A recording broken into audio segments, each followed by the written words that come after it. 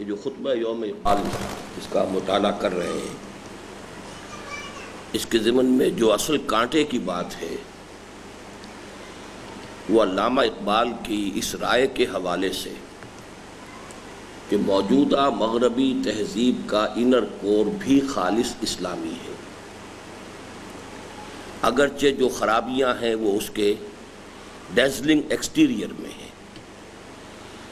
اس کا ہم تجزیہ کر چکے ہیں کہ وہ انر کور اصل میں کیا ہے۔ توہمات اور نرے تخیلات کے دائرے سے نکال کر انسان کو مشاہدات اور حقائق و واقعات کے مطالعے کی طرف متوجہ کرنا، اور بجائے صرف استخراجی منطق کے استقرائی منطق، ڈیڈکٹیو لاجک کی بجائے انڈکٹیو لاجک، انڈکشن کہ کائنات کے وسیع ترین مشاہدے کے ذریعے سے نتائج حاصل کیے جائیں۔ یہ دو چیزیں وہ ہیں کہ جن کا آغاز کیا ہے تاریخ انسانی میں قرآن نے، خاص طور پر مغربی معاشرے کے اعتبار سے، تو چونکہ جو بھی وہاں کچھ کام ہوا تھا سائنس اور فلسفے کے میدان میں قدیم یونان میں، وہ سارا کا سارا ٹھپ ہو چکا تھا، ان سب کو بند کیا جا چکا تھا، بینڈ تھی سائنس بھی اور فلسفی بھی۔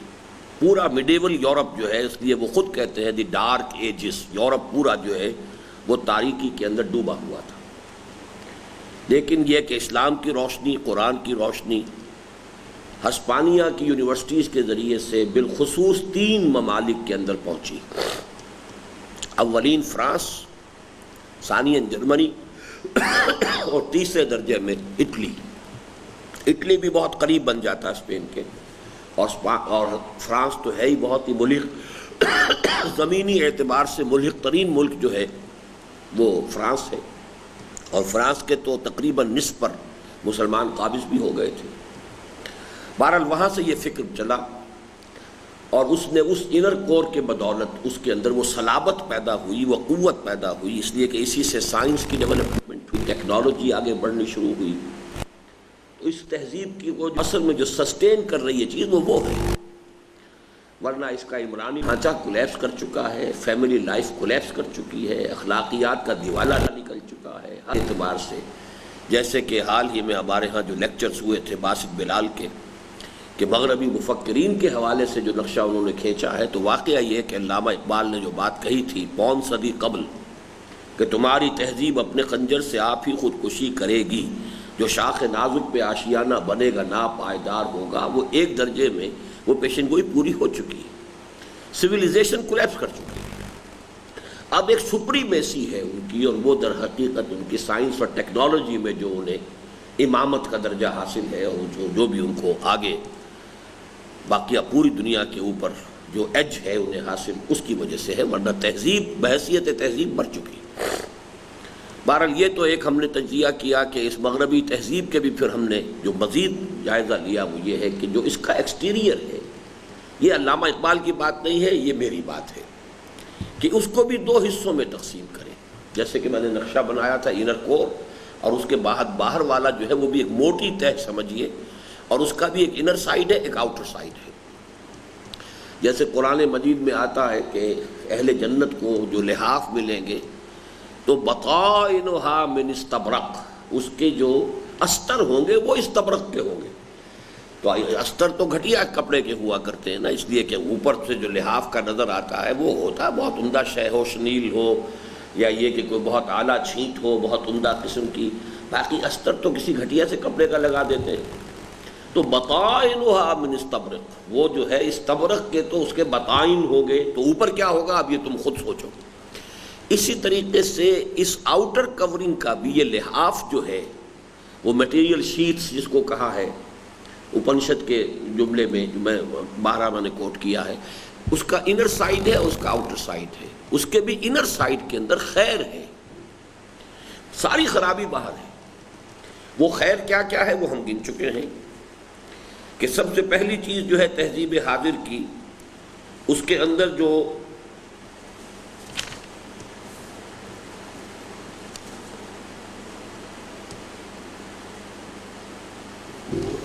جی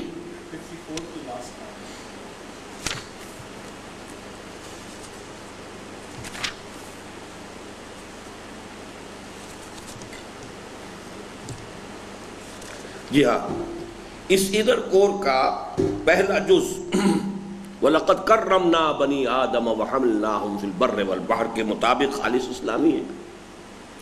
دوسرا جز عمرانی حقوق، لیکن یہ آگے بڑھ کر جو انہوں نے خرابی پیدا کی ہے. اور تیسرا جز ہے اصل میں جس کے بارے میں اب ہمیں چلنا ہے، اور وہ ہے اس انر کور کا تیسرا لیکن اہم ترین جز ہے معاشی عدل و انصاف، اور کم از کم مواقع کی حد تک کامل مساوات اور ہر نوع کے اقتصادی استحصال اور سرمایہ داری کی لعنت کا مکمل خاتمہ، اور ہر شہری کی بنیادی ضروریات کی کفالت کا ذمہ. یہ اسلام جو ہے اب کسی درجے میں ویسٹ نے بھی اس کو قبول کیا ہے. وہاں پر اب آپ کو معلوم ہے کہ یو کے میں ان امپلائمنٹ الاؤنس، بہرحال بنیادی جو سبسسٹنس لیول تو ہر شخص کو مہیا ہونا چاہیے، یہ اصول تسلیم کیا جا چکا ہے. اس سے بھی آگے چلے گئے اسکینڈینیوین سوشلزم والے معاملات، وہاں تو وہ جو ہے ویلفیئر کا لیول بھی بہت اونچا کر دیا گیا، اور وہ سسٹین نہیں کر سکتے تھے، لہٰذا اب یو کے بھی واپس آ رہا ہے اور اسکینڈینیوین کنٹریز بھی واپس آ رہی ہیں. امریکہ میں اتنی زیادہ انہوں نے دی ہی نہیں تھی، انہوں نے جو رکھا ہے وہاں پر ویلفیئر جو بھی رکھا ہے وہ بہت ہی لو لیول کا رکھا ہے. وہ زیادہ رسپیکٹیبل جو ہے آدمی اس میں زندگی نہیں گزار سکتا، بس یہ ہے کہ مرے گا نہیں، اس کی کم سے کم سبسسٹنس جس کو کہیں گے وہی انہوں نے برقرار رکھا ہے. تو اس حوالے سے لیکن بنیادی طور پر وہ بات سب کے سامنے آ گئی، اور یہ وہ شے ہے کہ جو سب سے پہلے خلافت راشدہ میں حضرت عمر رضی اللہ تعالیٰ عنہ نے اسپیل آؤٹ کی تھی کہ اگر کوئی کتا بھی بھوکا مر گیا دجلہ و فرات کے کنارے تو بھی عمر ذمہ دار ہوگا قیامت کے دن. گویا کہ ہر شہری تو دور کی بات ہے، حیوانات کا بھی، وہ تو گویا کہ اصل میں خطابت کے انداز میں ایک چیز کو ایمفیسائز کرنے کے لیے استعارہ ہے کہ ہر انسان کی بنیادی ضروریات کی کفالت ریاست کے ذمہ ہے، معاشی عدل ہونا چاہیے. یہ تمام باتیں وہ ہیں جو تمام جہانوں کے پروردگار نے اپنے کلام پاک میں ارشاد فرمائی، اور محمد صلی اللہ علیہ وسلم اور ان کے حواریین و خلفائے راشدین رضوان اللہ تعالی علیہ مجمعین نے بالفعل کر کے دکھائی. یہاں میں نے حواریین کا لفظ استعمال کیا، اگرچہ حضور کے لیے عام طور پر صحابہ کا لفظ آتا ہے، لیکن صحابہ کا اگر لفظ ہم یہاں استعمال کرتے تو خلفائے راشدین بھی صحابہ ہی میں سے تھے، تو ان کی شخصیت کو ایک علیحدہ نمایاں کرنے کے لیے کیٹیگری میں نے وہ لفظ استعمال کیا ہے جو عام طور پر حضرت عیسیٰ علیہ السلام کے ساتھیوں کے بارے میں آتا ہے. لیکن جو حدیث میں نے سنائی ہے بارہا اپنے خطبات خلافت میں، اس میں یہی لفظ دونوں جو ہیں جڑ کر آئے ہیں. ما بعث اللہ من نبی فی قومہ قبلی الا کان لہ حواریون و اصحاب. حضور نے فرمایا مجھ سے پہلے بھی اللہ تعالیٰ نے جس نبی کو بھی اس کی قوم میں مبعوث کیا اس میں اس کے کچھ نہ کچھ ضرور حواری اور اصحاب ہوتے تھے. تو یہ گویا کہ لفظ جو ہے ہم مانی ہے. ان کے حواریین اور خلفائے راشدین رضوان اللہ تعالیٰ علیہ مجمعین نے بالفعل کر کے دکھائیں، چنانچہ کہ لا یکون دولتم بین الاغنیاء منکم. یہ ایک سمجھیے کہ آبجیکٹو ہے جو قرآن نے رکھا ہے. کہ لا کیا معنی اس کے؟ کہ کس لیے آتا ہے جی؟ ہاں، تاکہ کہ لا یکونا، تاکہ نہ ہو، دولتن سرمایہ، گردش سرمایہ، بین الاغنیاء منکم تمہارے امراء ہی کے مابین. یعنی سوسائٹی اس طرح تقسیم ہو جائے کہ جو مینز آف پروڈکشن ہے ان کی اس طریقے سے ڈسٹریبیوشن ہو رہی ہو معاشرے میں کہ ایک طبقے کے اندر سرمایہ کی گردش ہے، بہت ہو رہی ہے، تیز ہو رہی ہے. میں اس کو عام اپنی تقریروں میں سادہ ترین مثال یوں دیا کرتا ہوں کہ ایک کروڑ پتی کی بیٹی لاکھوں کا جہیز لے کر دوسرے کروڑ پتی کے گھر میں چلی گئی. تو اب وہ سرمایہ نے جنبش تو کی ہے، ایک گھر سے دوسرے گھر دولت گئی ہے، لیکن وہ اسی طبقے میں گئی ہے، تو گردش تو ہو رہی ہے. دولا، دول کا لفظ عربی زبان میں آتا ہی ہے کسی شے کی حرکت کے لیے، مداولت، دورہ سے. تو دولتم بین الاغنیاء، اسی لیے دولت کو دولت اس لیے کہتے ہیں کہ دولت آج آپ کے ہاتھ میں کل کسی اور کے پاس ہوگی، اس حوالے سے وہ دولت کہلاتی ہے. کہ لا یکون دولۃ بین الاغنیاء منکم، ایسا نہیں ہونا چاہیے کہ اغنیاء ہی کے مابین دولت کی گردش ہو رہی ہو، سرمایہ انہی کے مابین گردش کرے، کے مطابق دولت کی منصفانہ تقسیم اسلام کے معاشی نظام کا اصل اصول ہے۔ اور وما من دابۃ فی الارض الا علی اللہ رزقھا، یہ اللہ تعالیٰ کی طرف سے ہے، اگرچہ فرمایا گیا کہ نہیں ہے کوئی بھی چوپایا زمین پر مگر یہ کہ اللہ کے ذمے ہے اس کا رزق۔ اب جب اسلامی ریاست قائم ہوتی ہے تو وہ نمائندہ ہے اللہ کی اس زمین پر، اس حوالے سے گویا کہ اللہ نے جو ذمہ داری اپنے اوپر لی ہے وہ اس نظام خلافت کے اوپر عائد ہو جائے گی، اس لیے کہ خلافت تو ہے ہی اللہ تعالیٰ کی نعمت۔ اور وما من دابۃ فی الارض الا علی اللہ رزقھا کے مطابق حضرت عمر کا یہ قول کہ اگر دجلہ و فرات کے کنارے کوئی کتا بھی بھوکا مر جائے تو اس کے لیے اللہ کے یہاں عمر ذمہ دار ہوگا۔ اسلام کے اقتصادی مقاصد کے ضمن میں پالیسی سٹیٹمنٹ کی حیثیت رکھتا ہے، جسے علامہ اقبال نے یوں تعبیر فرمایا، کس نہ باشد در جہاں محتاج کس، نقطۂ شرع مبین اینست و بس۔ شرع مبین کا اصل نقطہ یہ ہے کہ اس دنیا میں کوئی انسان دوسرے انسان کا محتاج نہ ہو، کس نہ باشد در جہاں محتاج کس، انڈیویجول لیول پر نہ ہو۔ ریاست ذمہ داری لے گی تو کوئی فرد کسی دوسرے شخص کے سامنے اپنی جو ہے عزت نفس کو ہاتھ پھیلا کر وہ اس کے سامنے پیش نہیں کرے گا کہ وہ اسے چاہے تو ٹھکرا دے۔ سائل جو ہے وہ جب کسی کے سامنے ہاتھ دراز کرتا ہے مانگنے کے لیے تو گویا کہ اس نے اپنی عزت نفس کو اپنی ہتھیلی پر رکھ کر اس شخص کے سامنے پیش کر دیا ہے، وہ چاہے تو ٹھوکر لگا لے۔ یہ معاملہ ختم ہو جانا چاہیے، اس لیے کہ ریاست اب ذمہ دار ہو جائے گی تمام بنیادی سہولتیں جو بھی ضرورتیں ہیں ان کی سہولتیں نہیں ضرورتیں، تو اب فرد کسی فرد کا محتاج نہیں رہے گا۔ یہی بات ہے کہ جو خلافت راشدہ کے دوران ہو گئی تھی کہ لوگ اپنی زکوٰۃ لے کر پھرتے تھے، لینے والا کوئی نہیں تھا۔ وہ زکوٰۃ کون سی؟ اموال باطنہ کی زکوٰۃ۔ یہ حدیث بھی شاید سمجھ میں نہ آئے کہ جب اسلامی ریاست میں زکوٰۃ لیتی ہے حکومت تو پھر افراد کیوں پھرتے تھے؟ اس کا معاملہ یہ کہ اموال کی دو قسمیں، اموال باطن، اموال ظاہر۔ اموال ظاہر وہ ہے کہ جو از خود ظاہر ہے، جس کے لیے کسی کے گھر کی تلاشی لینے کی ضرورت نہیں ہے۔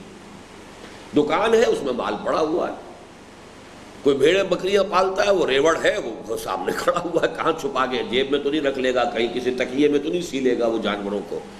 لیکن یہ کہ کسی کے پاس ذاتی کوئی سونا ہے، چاندی ہے، درہم ہے، دینار ہے، کوئی رقد ہے، کوئی اور ہے، وہ تو آدمی اپنے گھر میں رکھتا ہے۔ تو اب اگر اس کو بھی ریاست وصول کرے جبرن تو گویا کہ اب تحصیلدار جو ہوگا ریاست کا، جو بھی حکومت کی مشینری ہوگی، محکمہ ہوگا وصولی زکوٰۃ کے لیے، ان کے لیے لازم ہو جائے گا گھروں میں جا کے تلاشی لیں۔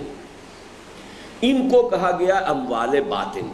اموال باطنہ کی زکوٰۃ چھوڑ دی گئی انڈیویجولز پر، وہ خود جس طرح چاہیں دیں، اپنی مرضی سے حکومت کو دیں، فبہا، حکومت ڈسٹریبیوٹ کر دے گی۔ اگر وہ خود دینا چاہتے ہیں تو خود دیں۔ ان کے ضمن میں بہتر پالیسی بھی پھر یہ ہوتی ہے کہ اموال باطنہ کی زکوٰۃ میں شخص اپنے قریب کے ماحول کو دیکھے، اپنے رشتہ داروں کو دیکھے، ان کو دے جو ان میں سے واقعتاً مستحق ہو، کیونکہ وہ اگر بڑے پیمانے پر جا کر سرکار کے خزانے میں جمع ہوگی تو پھر وہاں سے اس کی تقسیم جو ہوگی وہ تو ایک پورے سلسلے اور نظام کے تحت ہوگی۔ تو اموال باطنہ کی زکوٰۃ لے کر لوگ پھرتے تھے، اور یہ کہ اس کو قبول کرنے والا کوئی نہیں تھا۔ کس نہ باشد در جہاں محتاج کس، نقطۂ شرع مبین نست و بس۔ اور آب و نان ماست از یک مائدہ، اتنی فارسی تو آپ کو آ جانی چاہیے۔ آب پانی، نان وہ بھی صاف ہے، روٹی، ماں میرا ہمارا، من نہیں، من میرا ہوتا ہے، آب و نان من، اور ماں ہم کے لیے ہوتا ہے۔ است، ماں کا الف اس کے اندر جڑ گیا ہے، ماست، است اور ماں کا یہ دو الف تھے، یہ اس میں ایک گر گیا۔ از یک مائدہ، ایک دسترخوان سے ہے۔ مائدہ قرآن مجید کی سورت کا نام ہے، سورۃ المائدہ۔ دودھ آدم کا نفس واحدہ، دودھا کہتے ہیں نسل کو، نسل آدم ایک نفس واحدہ کے مانند ہے، یہ قرآن مجید میں لفظ آیا ہے کہ تمہارا سب کا پیدا کرنا اور دوبارہ اٹھا لینا ہمارے لیے ایسا ہی ہے جیسے کسی ایک جان کا پیدا کرنا اور اٹھا لینا، کَنَفْسٍ واحدہ۔ تو اللہ تعالیٰ کے لیے یہ تمام نوع انسانی ایک نفس واحدہ کے مانند ہے، اور جو ان کا کھانا جو ہے وہ ایک دسترخوان سے ہے، اور وہ دسترخوان جیسا کہ میں نے اپنے جمعے کی خطبات میں حال ہی میں بیان کیا ہے کہ انفرادی ملکیت لیگل لیول پر بھی جو قرآن کے اندر یا اسلام میں ہے، تو زمین کی انفرادی ملکیت مختلف ہے دوسری اشیاء کی انفرادی ملکیت سے۔ ایک تو ہے کہ روحانی اعتبار سے ایمان کا تقاضا تو یہ کہ کوئی شے کسی کی ملکیت نہیں، سب مالک اللہ ہے، ہم امین ہیں، ہمارے پاس امانت ہے، ملکیت نہیں ہے۔ امانت جو ہے امین کی مرضی کے مطابق استعمال کر سکتے ہیں، اپنی مرضی سے نہیں۔ ملکیت ہے تو اپنی مرضی سے استعمال کر سکتے ہیں، جو چاہے کریں۔ امانت ہے تو اس کے اندر مالک کی مرضی چلے گی۔ تو یہ تو ہے روحانی سطح پر۔ قانونی سطح پر انفرادی ملکیت ہو سکتی ہے، مکان کی، گھر کی، فیکٹری کی، کھیت کی، دکان کی، کاروبار کی، سب کی ہو سکتی ہے۔ لیکن زمین کی انفرادی ملکیت اور مکان کی انفرادی ملکیت میں بڑا فرق ہے۔ مکان 10 سال خالی پڑا رہے تب بھی آپ کی ملکیت سے خارج نہیں ہوگا، زمین 3 سال کاشت اگر آپ نے نہیں کیے تو ملکیت سے خارج ہو۔ پھر جو شخص اس کو کاشت کر لے گا وہ اسی کی ہو جائے گا، یہ ہمارے ہاں قاعدہ ہے۔ اور جو دور افتادہ سرکاری زمینیں پڑی ہوئی ہوں، جو شخص جا کر آباد کر لے گا اسی کی ہو جائے گی، جس پر تفصیلی میں نے تقاریر آج کل جمعوں میں کی ہے، تو اس میں اب اس وقت تفصیل میں جانے کا موقع نہیں ہے۔ تو آب و نان ماست از یک مائدہ دودھ آدم کا نفس واحدہ۔ لیکن افسوس کہ جب مسلمانوں کے دور زوال میں اس پر ملوکیت کے ساتھ ساتھ جاگیرداری اور سرمایہ داری کی چھاپ پڑ گئی، تو اسلام اور قرآن کے رخ روشن کی یہ جہاں تابیاں نگاہوں سے اوجھل ہو گئی، اور وہ صورت بن گئی جس کا نقشہ حضرت علامہ نے ان الفاظ میں کھینچا ہے: جانتا ہوں میں یہ امت حامل قرآن نہیں۔ یہ ابلیس کی مجلس شورا پر میں نے ایک پورے جمعے کے اندر درس دیا تھا اس نظم کا، اس لیے کہ میرے نزدیک علامہ اقبال کا جو پیغام ہے امت کے نام، سب سے مستند اس کا ورشن وہ ہے جو اس نظم کے اندر آ گیا، اس لیے کہ یہ ان کی زندگی کی آخری نظموں میں سے ہے۔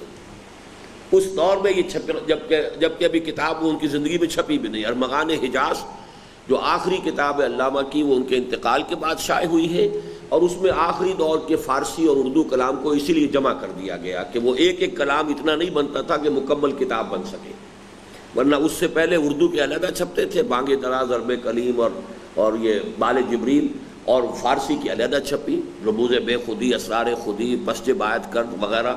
لیکن یہ کہ اب چونکہ آخری دور کی جو نظمیں تھیں وہ تعداد میں اتنی کم تھیں کہ فارسی کو علیحدہ شائع کرے تو وہ پوری کتاب کا حجم نہیں بنتا تھا، اردو کی تو بہت ہی کم تھی، تو ان سب کو جمع کر دیا گیا تھا، اور وہ ان کی موت کے بعد، وفات کے بعد شائع ہوئی۔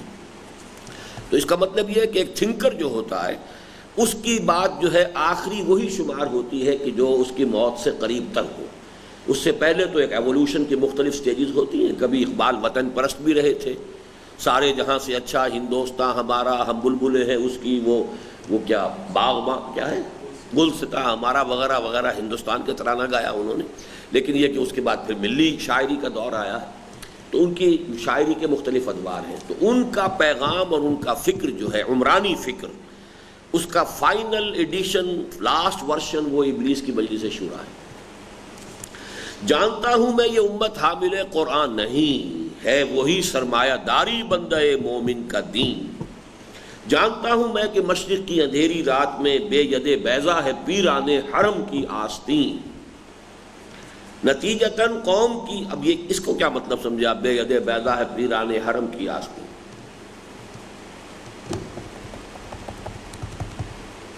جو چیز سمجھ میں نہ آیا کرے ٹوک دیا کرے نا مجھے،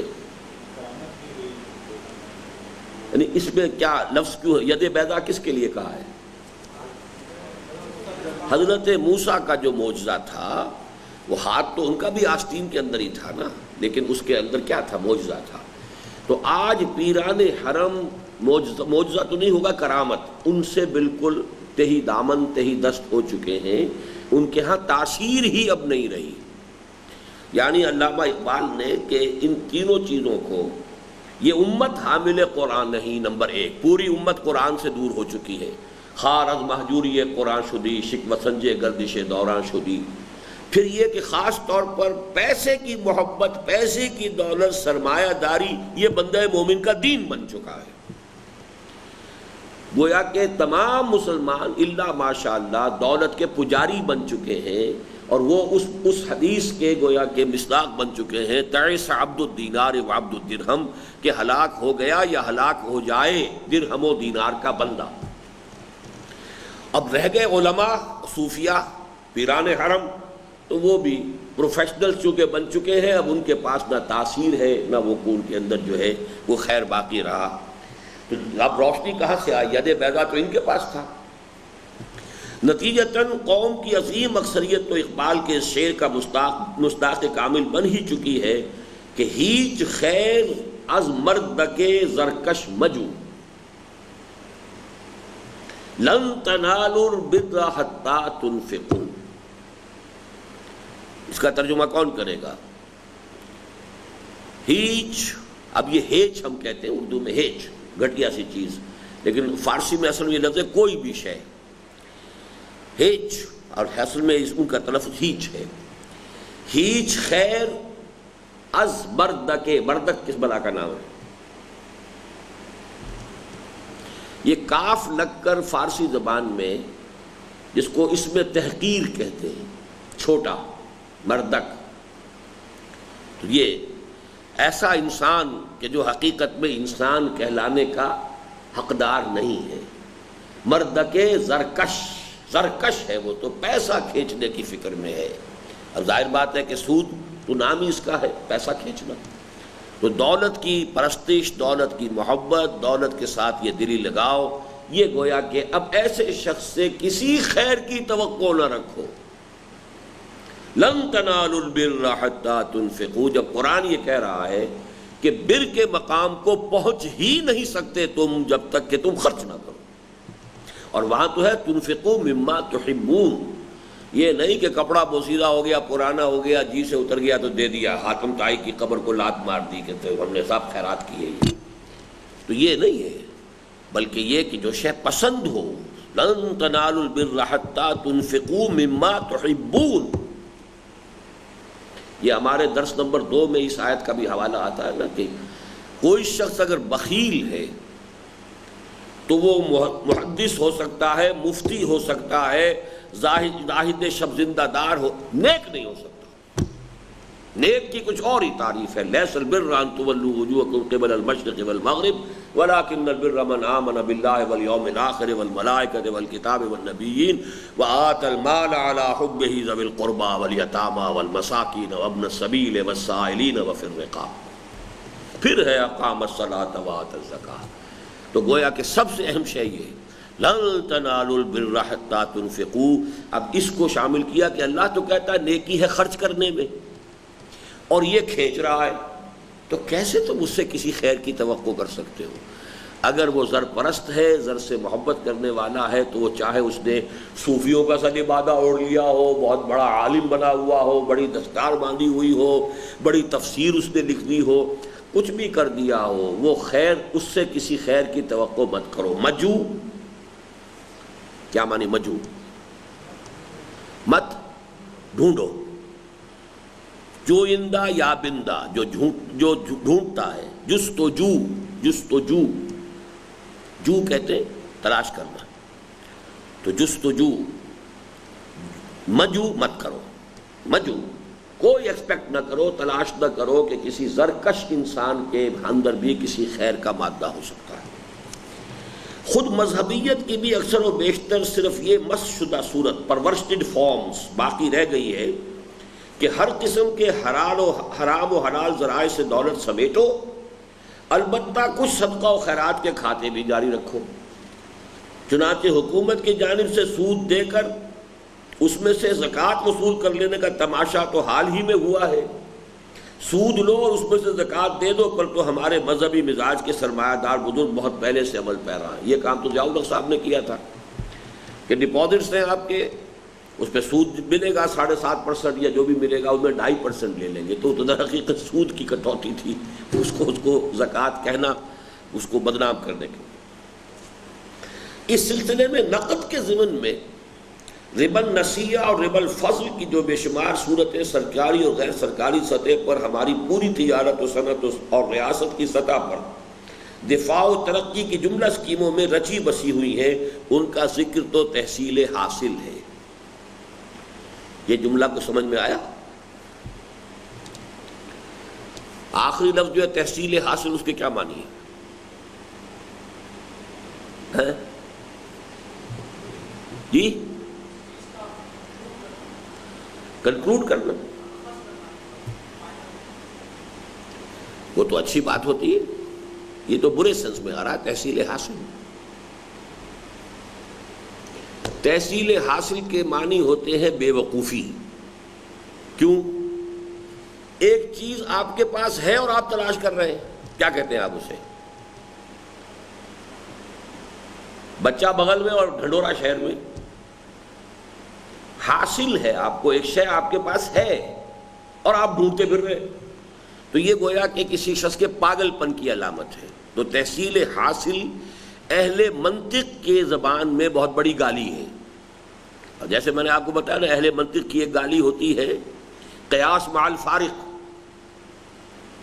بھائی قیاس مع الفارق سے کام لے رہے ہو تم، قیاس کیا جاتا ہے مشابہ چیزوں میں، تم جن چیزوں کے درمیان کوئی ربط اور تعلق ہے ہی نہیں اس پر قیاس کر رہے ہو، تو قیاس مع الفارق بھی کسی کو کہنا ہو تم پاگل ہو، تمہارا دماغ خراب ہے۔ لیکن یہ کہ سمجھدار آدمی ایسے الفاظ استعمال نہیں کرتا، وہ کہتا قیاس مع الفارق سے کام لے رہے ہیں آپ۔ جیسے لکھنوی مزاج میں لطیفے کے درجے میں یہ کہا جاتا ہے، بیان کرتے ہیں لوگ کہ جناب دیکھیے بس اب آپ بس کیجیے، ایسا نہ ہو کہ کہیں میں آپ کی والدہ ماجدہ کی شان میں کوئی گستاخی کر بیٹھوں۔ اب یہ گویا کہ گالی دے دی اس نے، لیکن یہ کہ وہ گالی کا لفظ زبان پہ نہیں لائے گا، وہ گستاخی نہ کر بیٹھوں کہیں میں۔ تو اسی طریقے سے یہ ہے کہ اہل منطق جو اہل علم ہیں وہ اپنے ایک دوسرے کو گالیاں دیتے ہیں، بڑی مرصع اور مسجع مہذب گالیاں، کہ بھائی یہ تحصیل حاصل کا معاملہ ہے، ایک چیز پہلے سے موجود ہے، ثابت ہے، آپ اسے ثابت کرنے کی فکر میں لگے ہوئے ہیں۔ اسی طرح ترجیح بلا مرجح ایک گالی ہے، کسی چیز پر کسی دوسری چیز کو ترجیح دینا بغیر اس کے کہ ترجیح کی کوئی بنیاد ہو۔ اب یہ اصطلاحات کو آپ لوگوں کو یاد ہونا چاہیے، مولویوں سے بات کرنی پڑے گی نا، تو ان کی اصطلاحات جب تک نہ ہو۔ مرجح کیا بنا؟ جی مرجح کیا کلمہ ہے؟ مرجح اسم فاعل، کس سے؟ ترجیح سے۔ رجح یرجح ترجیحا فہو مرجح۔ تو مرجح وہ ہے جو کسی شے کو دوسری چیز پر ترجیح دینے والی بات ہے، ترجیح وہ ہے نہیں یہاں پر اور آپ ترجیح دے رہے ہیں، یہ بھی گویا کہ پاگل پن کے لیے لفظ استعمال ہوگا۔ اسی طریقے سے تحصیل حاصل، تحصیل بھی باب کفیل ہے نا، جو شے حاصل ہے اس کے تحصیل کی کوشش، یہ بھی پاگل پن ہے۔ اور قیاس مع الفارق،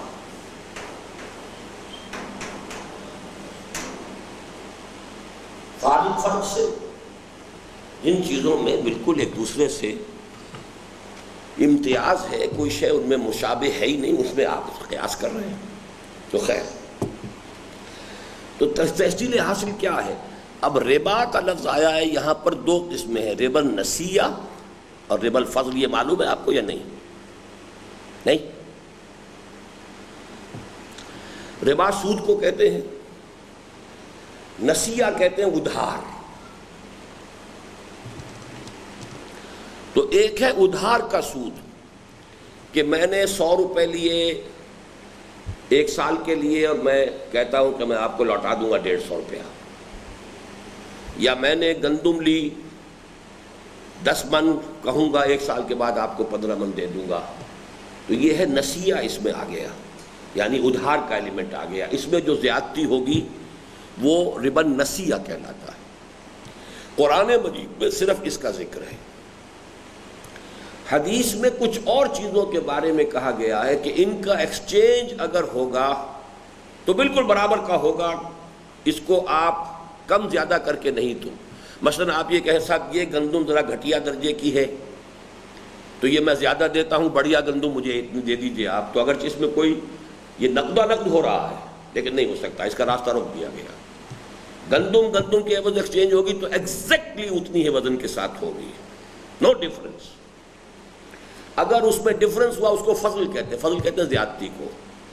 تو ربا الفضل جو ہے، کچھ چیزیں حدیث میں آ گئی ہیں کہ ان کا اگر ایکسچینج ہوگا تو ان میں کوئی اضافہ نہیں، چاندی کے عوض آئے گی تو برابر آئے گی، اس میں کوئی اضافہ نہیں ہوگا۔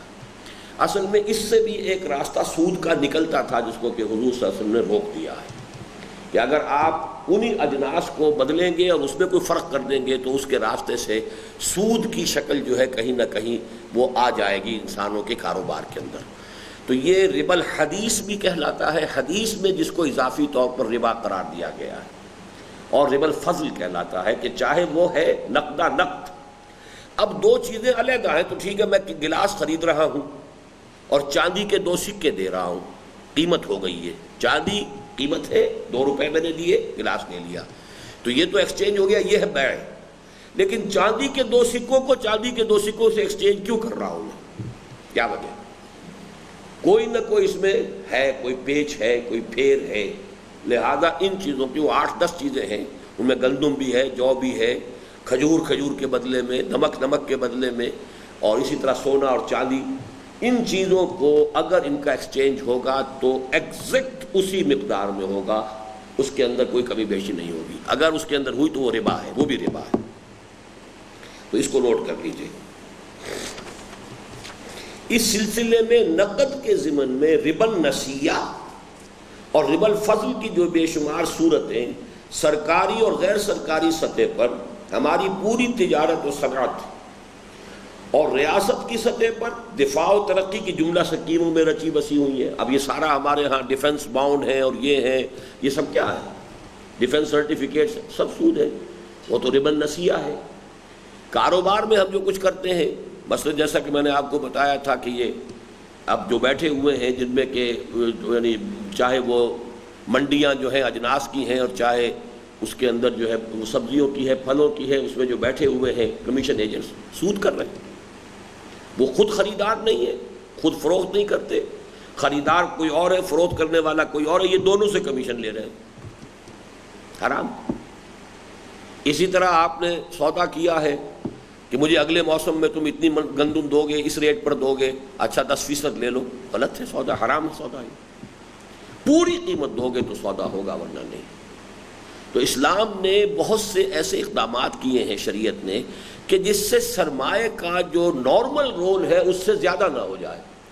اب میرے پاس 5 لاکھ روپیہ ہے، میں اس سے کاروبار کر سکتا ہوں، میں کہتا ہوں کیوں نہ 50 لاکھ کی گندم کا سودا میں کر لوں، 5 لاکھ 10% میں نے دے دیا، سودا ہو گیا، 50 لاکھ کی گندم کا سودا کیا ہے۔ یہ میں گویا کہ اوور ٹریڈنگ کر رہا ہوں، میری اپنی کیپیسٹی جو ہے، میرے اپنے جو ہے میرا سرمایہ وہ 5 لاکھ ہے اور میں اوور ٹریڈنگ کر رہا ہوں۔ اوور ٹریڈنگ کا نتیجہ یہ نکلتا ہے کہ سرمایہ کا ارتکاز شروع ہو جاتا ہے۔ اچھا، جس طریقے سے ہمارے ہاں چل رہا ہوتا ہے یہ ایکسچینجز کے اندر دیا لیا لیا دیا دیا لیا لیا، نہ دیا نہ لیا، اور 10 ہاتھ بدل گئے، اور 10 ہاتھ بدلنے میں اس کے اوپر قیمت چڑھتی جا رہی ہے۔ وہ صرف سرمایہ دار جو ہے وہ اپنے اس سرمایہ کے بل پر کہ اس کے پاس ایک اس کی گڈ ول ہے مارکیٹ کے اندر کہ یہ کروڑ پتی آدمی ہے، وہ دیا لیا، بس وہ اندراج ہوتا ہے بہی کھاتے کے اندر اور اس کے اندر رقم چڑھتی جا رہی ہے۔ فیکٹری میں مال ابھی تیار بھی نہیں ہوا ہے جاپان میں، اور اس کے سودے ہو چکے فارورڈ ٹریڈنگ کے اندر، اور نہ معلوم کتنے ہاتھ چینج ہو چکے اس میں۔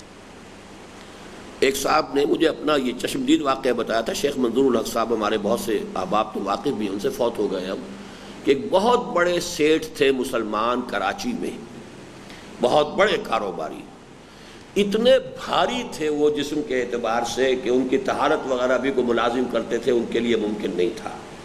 وہ پڑے رہتے تھے اور ان کی توند کے اوپر ٹیلی فون 2-3 رکھے ہوتے تھے، اور ٹیلی فون سے آ گیا یہ سودا، یہاں دے لو دے دو، بس لے لو اور دے دو اور لے لو اور دے دو کے سوا ان کا کوئی کام نہیں تھا۔ اور ٹیبل کی انہیں ضرورت نہیں تھی، ان کی توند جو ہے وہ خود ہی ٹیبل کا کام دیتی تھی، اسی کے اوپر وہ ان کے رکھے رہتے تھے ٹیلی فون۔ یہ چشمدید واقعی پر لیا دیا دیا دیا، اس کے اندر جو ہے نہ کچھ دیا نہ کچھ دیا، اور قیمت کے اوپر چڑھتی جا رہی ہے۔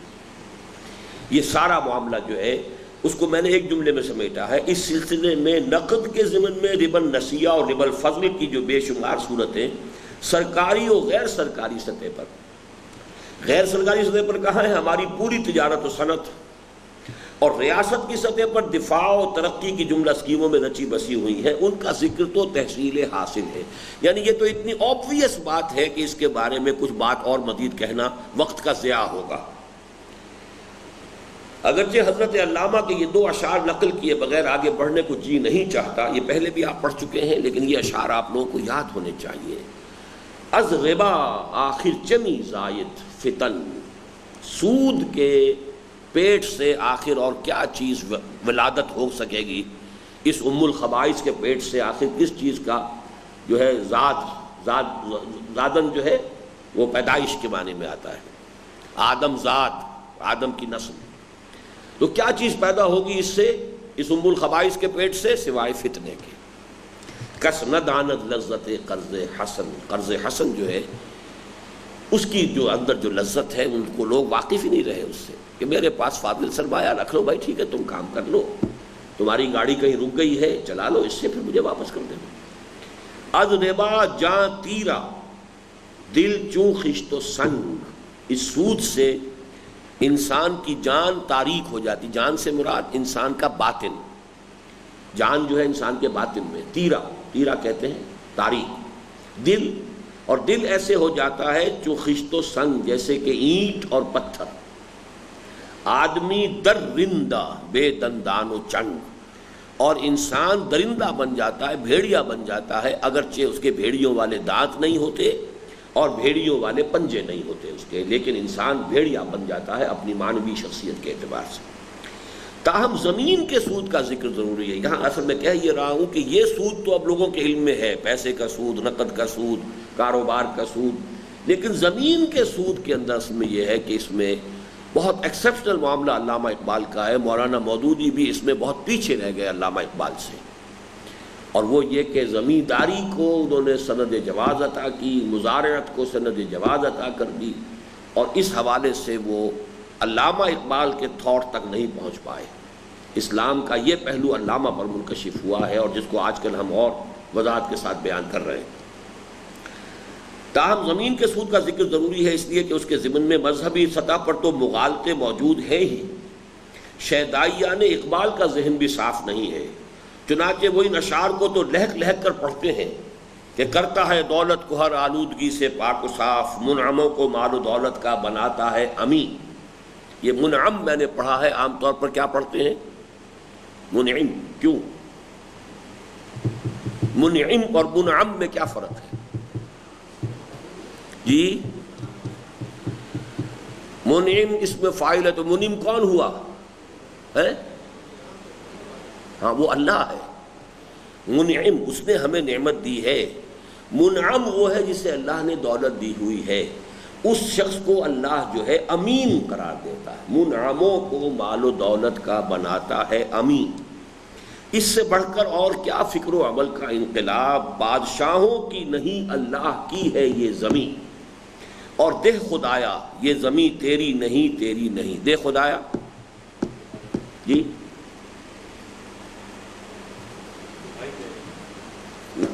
خدا کی دعائی.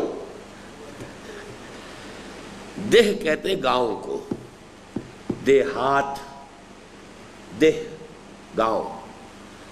دہ خدا جو گاؤں کا مالک ہے. نا خدا کسے کہتے ہیں؟ اللہ. کیوں؟ ناؤ کا خدا، ناؤ کا مالک. ناؤ، ناؤ کہتے ہیں کشتی کو، نا خدا. دہ خدا زمیندار کو کہتے ہیں جو جاگیردار ہے، اس لیے کہ وہ مالک زمین ہے. دہ خدایا، یہ خدایا یہاں پر اس سے خطاب ہو رہا ہے. دہ خدا مالکان دہ، مالکان دہ کا لفظ استعمال ہوتا ہے بہت اردو میں. دہ سے دیہات اس کی جمع ہے. تو دہ خدایا یہ زمین تیری نہیں تیری نہیں. اللہ سے تو نہیں کہہ سکتا نا، اللہ کی تو ہے یہ زمین، کہ اے زمین کے مالک، اے گاؤں کے مالک، اے جاگیردار، اے زمیندار، یہ زمین تیری نہیں تیری نہیں، تیرے آبا کی نہیں تیری نہیں، میری نہیں، کسی کی نہیں، اللہ کی زمین ہے.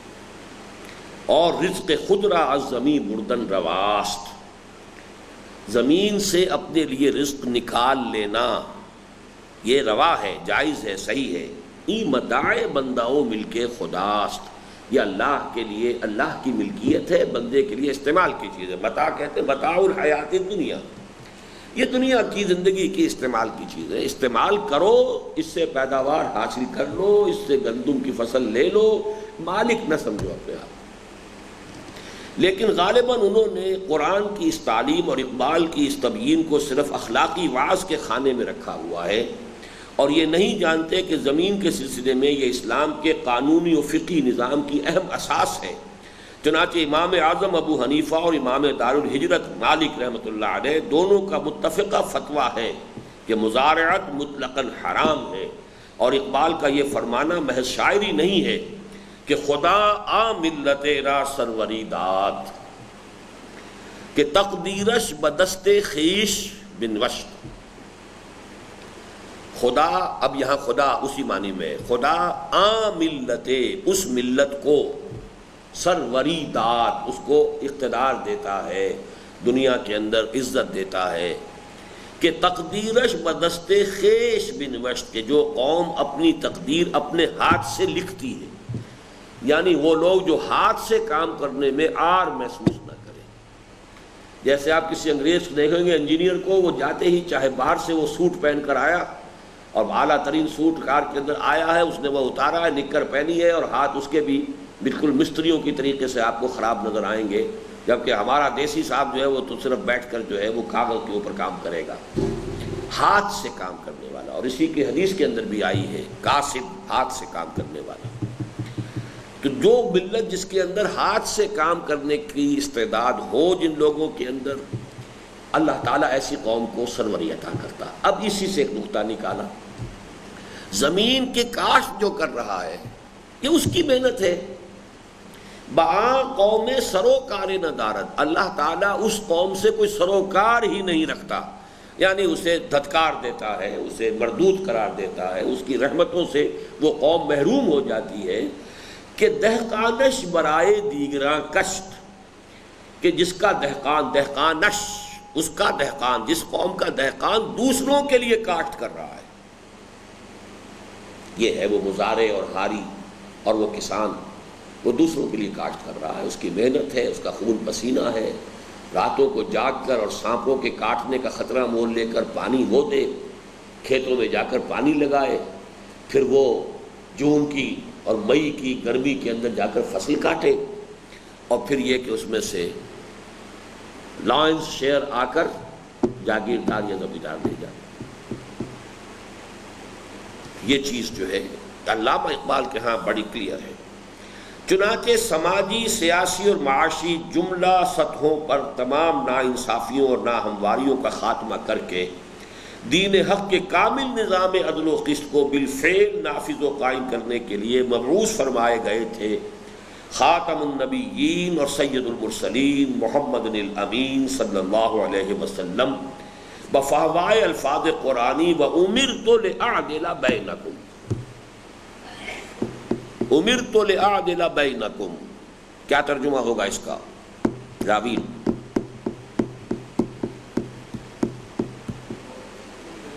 جی کس کو؟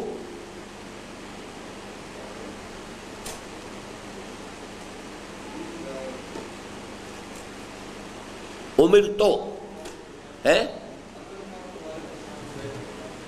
نہیں، پہلے لفظ امرتو ابھی آپ میں چھوڑ نہیں رہا آپ کو، امرتو سے نہیں آگے جانے دے رہا نا، امرتو کو پہلے ڈیفائن کیجئے جی۔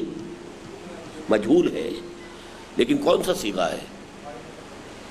واحد متکلم، امرتو مجھے حکم دیا گیا ہے، میں حکم دیا گیا ہوں، یعنی مجھے حکم دیا گیا ہے۔ امرتو، اومیرا وہ حکم دیا گیا، اومیرا، اومیرو، اومیرت، اومیرتا، امرنا۔ اب یہ 14 صیغے یاد کریں نا، آخری 2 کیا آئیں گے؟ امرتو، امرنا۔ مجھے حکم دیا گیا، ہمیں حکم دیا۔ امرتو، حضور فرما رہے ہیں مجھے حکم دیا گیا ہے لِأَعْدِلَ، تاکہ میں تمہارے مابین بینکم، تمہارے مابین عدل کروں۔ عادلہ پر زبر کیوں آیا؟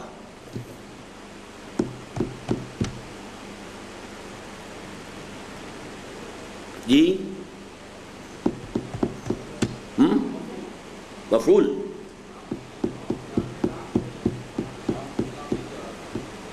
لام جار،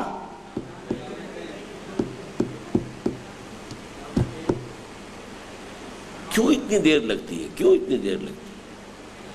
اصل اس کی شکل کیا ہونی چاہیے فرحان؟ اگر یہ لام یہاں نہ ہوتا تو یہ لفظ کیا ہوتا؟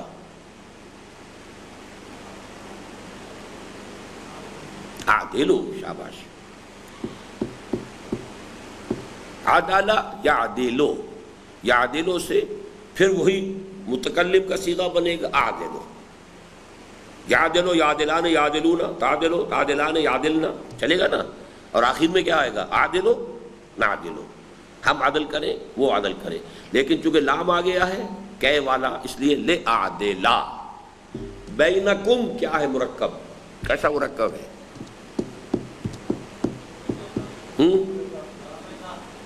اضافی، مضاف مضاف الیہ۔ امرت لأعدل بینکم، یعنی حضور سے یہ کہلوایا گیا کہ مجھے تو اس لیے بھیجا گیا ہے، don't think I have come to say sermons only.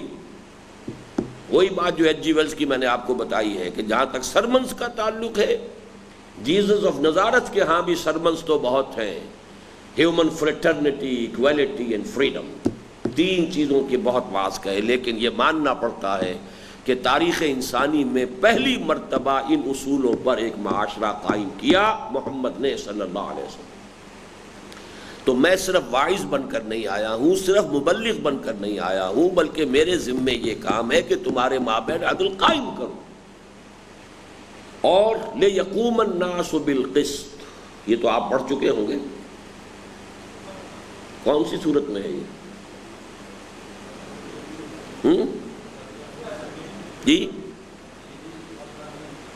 سورہ حدید، یہاں پر بھی وہی شکل ہے، لام کی وجہ سے یقوما، یقوموں کی بجائے لِيَقُومَ النَّاسُ، تاکہ قائم ہو جائیں لوگ بالقسط، عدل پر۔ اور اس آیت کو، جس کو میں کہا کرتا ہوں کہ پوری انسانی تاریخ کے اندر اس سے زیادہ ننگی انقلابی عبارت ممکن نہیں، کوئی اس میں ہیر پھیر نہیں رکھا، no chewing of words, no mincing of words, nothing of this sort. لوہا بھی اتارا ہے ہم نے تاکہ جو لوگ عدل کے قیام کے راستے میں رکاوٹ بنے ان کی سرکوب بھی کی جائے۔ اتنے ننگے انقلابی الفاظ آئی ڈونٹ تھنک کسی جگہ بھی ہو۔ لقد ارسلنا رسلنا بالبینات، ہم نے بھیجا اپنے رسولوں کو معجزوں کے ساتھ، واضح نشانیوں کے ساتھ۔ وانزلنا معهم الکتاب والمیزان، ان کے ساتھ کتاب اتاری، میزان اتاری۔ کس لیے سارا کھکیڑ ہم نے بول دیا؟ لیقوم الناس بالقسط، تاکہ لوگ عدل پر قائم ہو۔ وانزلنا الحدید، لوہا بھی اتارا ہے، یعنی جو نصیحت سے نہیں مانتے، جو دلیل سے نہیں مانتے، اب ظاہر بات ہے کہ ان کی سرکوبی کرے کون؟ اس کے لیے لوگ چاہیے۔ تو نصیحت سے لوگوں کو کھینچیے، جو سلیم الفطرت لوگ ہوں گے وہ کھینچائیں گے۔ آپ کی تبلیغ سے، دعوت سے، نصیحت سے ان کو کھینچیے، پھر ان کو مربوط بنا کر، مضبوط کر کے، مضبوط اور مربوط، منظم کر کے طاقت بنائیے، کوڑا بنائیے، ایک جیسے رسی کو بٹ کے پھر کوڑا بنایا جاتا ہے۔ اب اس کوڑے کو طے ماریے اس باطل لوگوں کے اور باطل جو اس کے راستے میں رکاوٹ بننے والے ہیں۔ انزلنا الحدید فیہ باس شدید ومنافع للناس ولیعلم اللہ من ینصرہ ورسلہ بالغیب ان اللہ قوی عزیز۔ خدایا اور خدایا آن کرم بارے دیگر کن کے مصداق اسی کا پیغام دیا تھا حکیم الامت اور مصور پاکستان علامہ اقبال مرحوم نے کہ بمصطفیٰ برساں خویش را کے دی ہم اوست۔ یہاں دیکھیے میں نے ان دو اشعار جو ہیں اقبال کے، ان کا جوڑ ملایا اس کے ساتھ کہ اقبال نے جو کہا کہ اپنے آپ کو محمد کے قدموں تک پہنچا دو صلی اللہ علیہ وسلم، کیا مطلب؟ جب محمد بھیجے گئے تھے عدل قائم کرنے کے لیے اور محمد کی بعثت کا مقصد ہے نظام عدل و قسط کا قیام، تو گویا کہ ان کے قدموں میں اپنے آپ کو پہنچا دینے کا مطلب کیا ہوگا کہ اسی کے لیے تم بھی اپنی زندگی وقف کرو۔ اگر بے وہ نہ رسیدی تمام بو لہبی است، اگر وہاں تک نہیں پہنچ پاتے تو سب بو لہبی ہے پھر۔ چنانچہ اقبال سے دلچسپی رکھنے والا ہر شخص جانتا ہے کہ جہاں شعریت اور جذباتی سوز و ساز، خدایا آ کرم باری دیگر کن، یہ میں گزر گیا یہاں سے، اس کو سمجھ لیا آپ نے کہ نہیں؟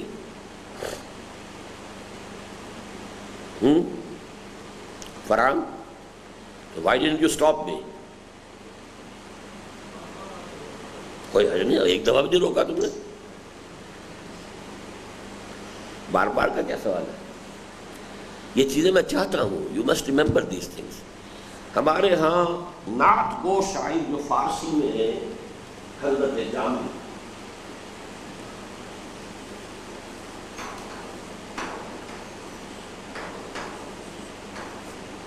بہت بڑے فلسفی بھی تھے، بہت بڑی صوفی بھی تھے، ان کی نعت کے یہ الفاظ ہیں: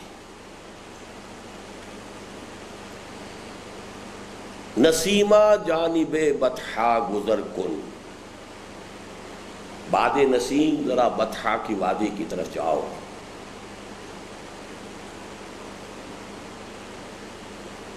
ز احوالم محمد را خبر کن، میرے حالات محمد صلی اللہ علیہ وسلم کو بتاؤ۔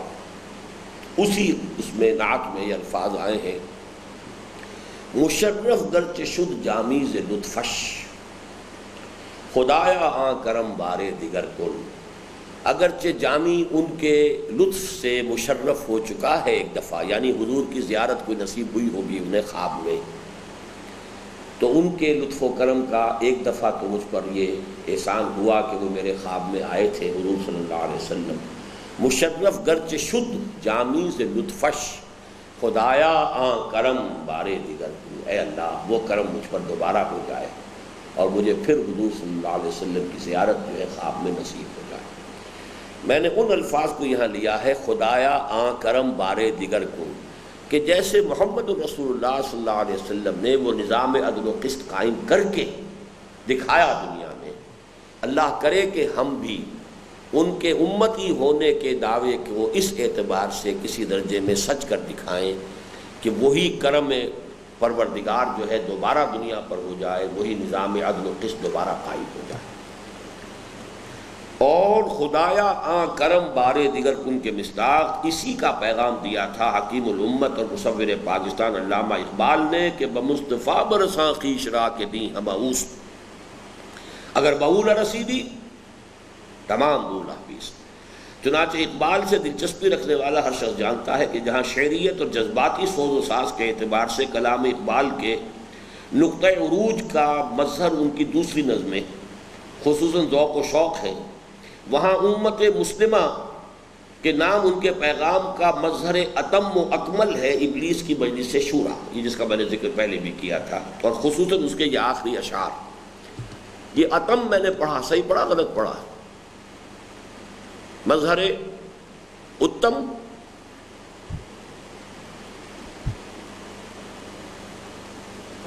ہے، اتم ہی ہے، کیا خیال ہے شاید؟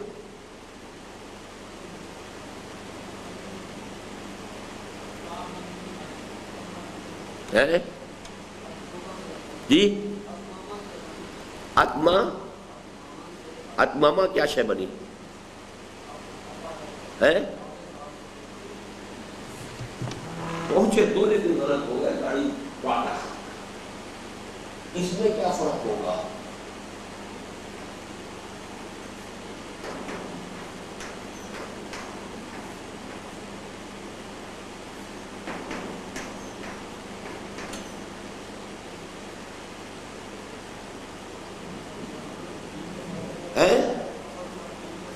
تو یہاں پر کون سا تصدیقہ ہونا چاہیے تھا؟ آپ اس کو فعل کیوں بنا رہے ہیں؟ اتم، اب یہ ہے تو اتممو، یہ بھی ہوتا ہے اتمہ، اتمہ یتمو۔ تو زبر اور پیش کا فرق یہ ہے کہ پیش کی صورت میں یا خبر تفریح بن گیا اور زبر کی صورت میں وہی اتمام سے باب افعال کا ماضی کا صیغہ بن گیا. تو مظہر اتم و اکمل ابلیس کی مجلس شورا اور خصوصاً اس کے یہ آخری اشعار عصر حاضر کے تقاضاؤں سے ہے لیکن یہ خوف ہو نہ جائے آشکارا شر پیغمبر کہیں الحذر آئین پیغمبر سے 100 بار الحذر. یہ ابلیس کے الفاظ ہیں. حافظ ناموس زن مرد آزما مرد آفری یہ ہم پڑھ چکے ہیں ساری چیزیں. وہ جو بر عظیم پاک و ہند میں اسلام کے انقلاب فکر کی تجدید و تعمیل اس میں ساری چیزیں تفصیل سے آ چکی ہیں. کرتا ہے دولت کو ہر آلودگی سے پاک و صاف منعموں کو مال و دولت کا بناتا ہے امین. اس سے بڑھ کر اور کیا فکر و عمل کا انقلاب. بادشاہوں کی نہیں اللہ کی ہے یہ زمین چشم عالم سے رہے پوشیدہ یہ آئیں تو خوب. یہ غنیمت ہے کہ خود مومن ہے محروم یقین. اس میں جو سب سے بڑا نکتہ ہے اس کے پہلے مصرے میں ہے. وہ کیا نکتہ ہے؟ پہلا مصرع اور آخری مصرع ایک مضمون کے دو پہلوؤں کو واضح کر رہے ہیں جو نہایت اہم ہے. وہ کیا ہے؟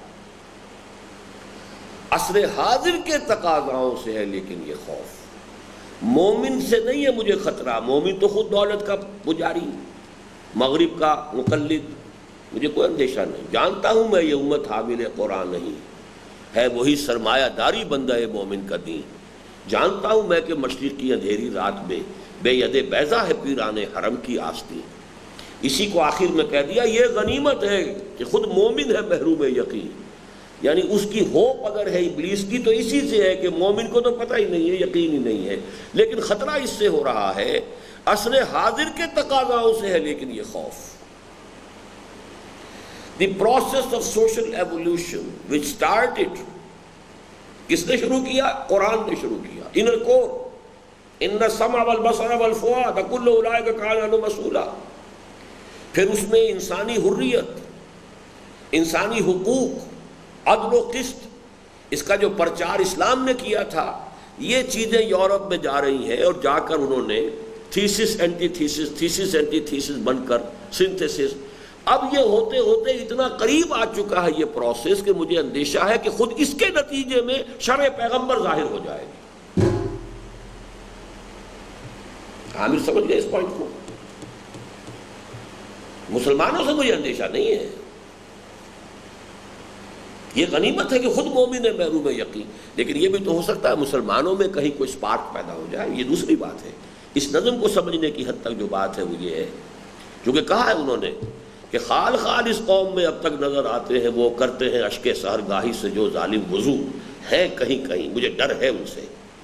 اگرچہ سرمایہ دار ہے مولوی ہے یہ ہے وہ ہے سب بتان عجم کے پجاری تمام سب کے سب جو ہے پجاری ہیں اسی کے.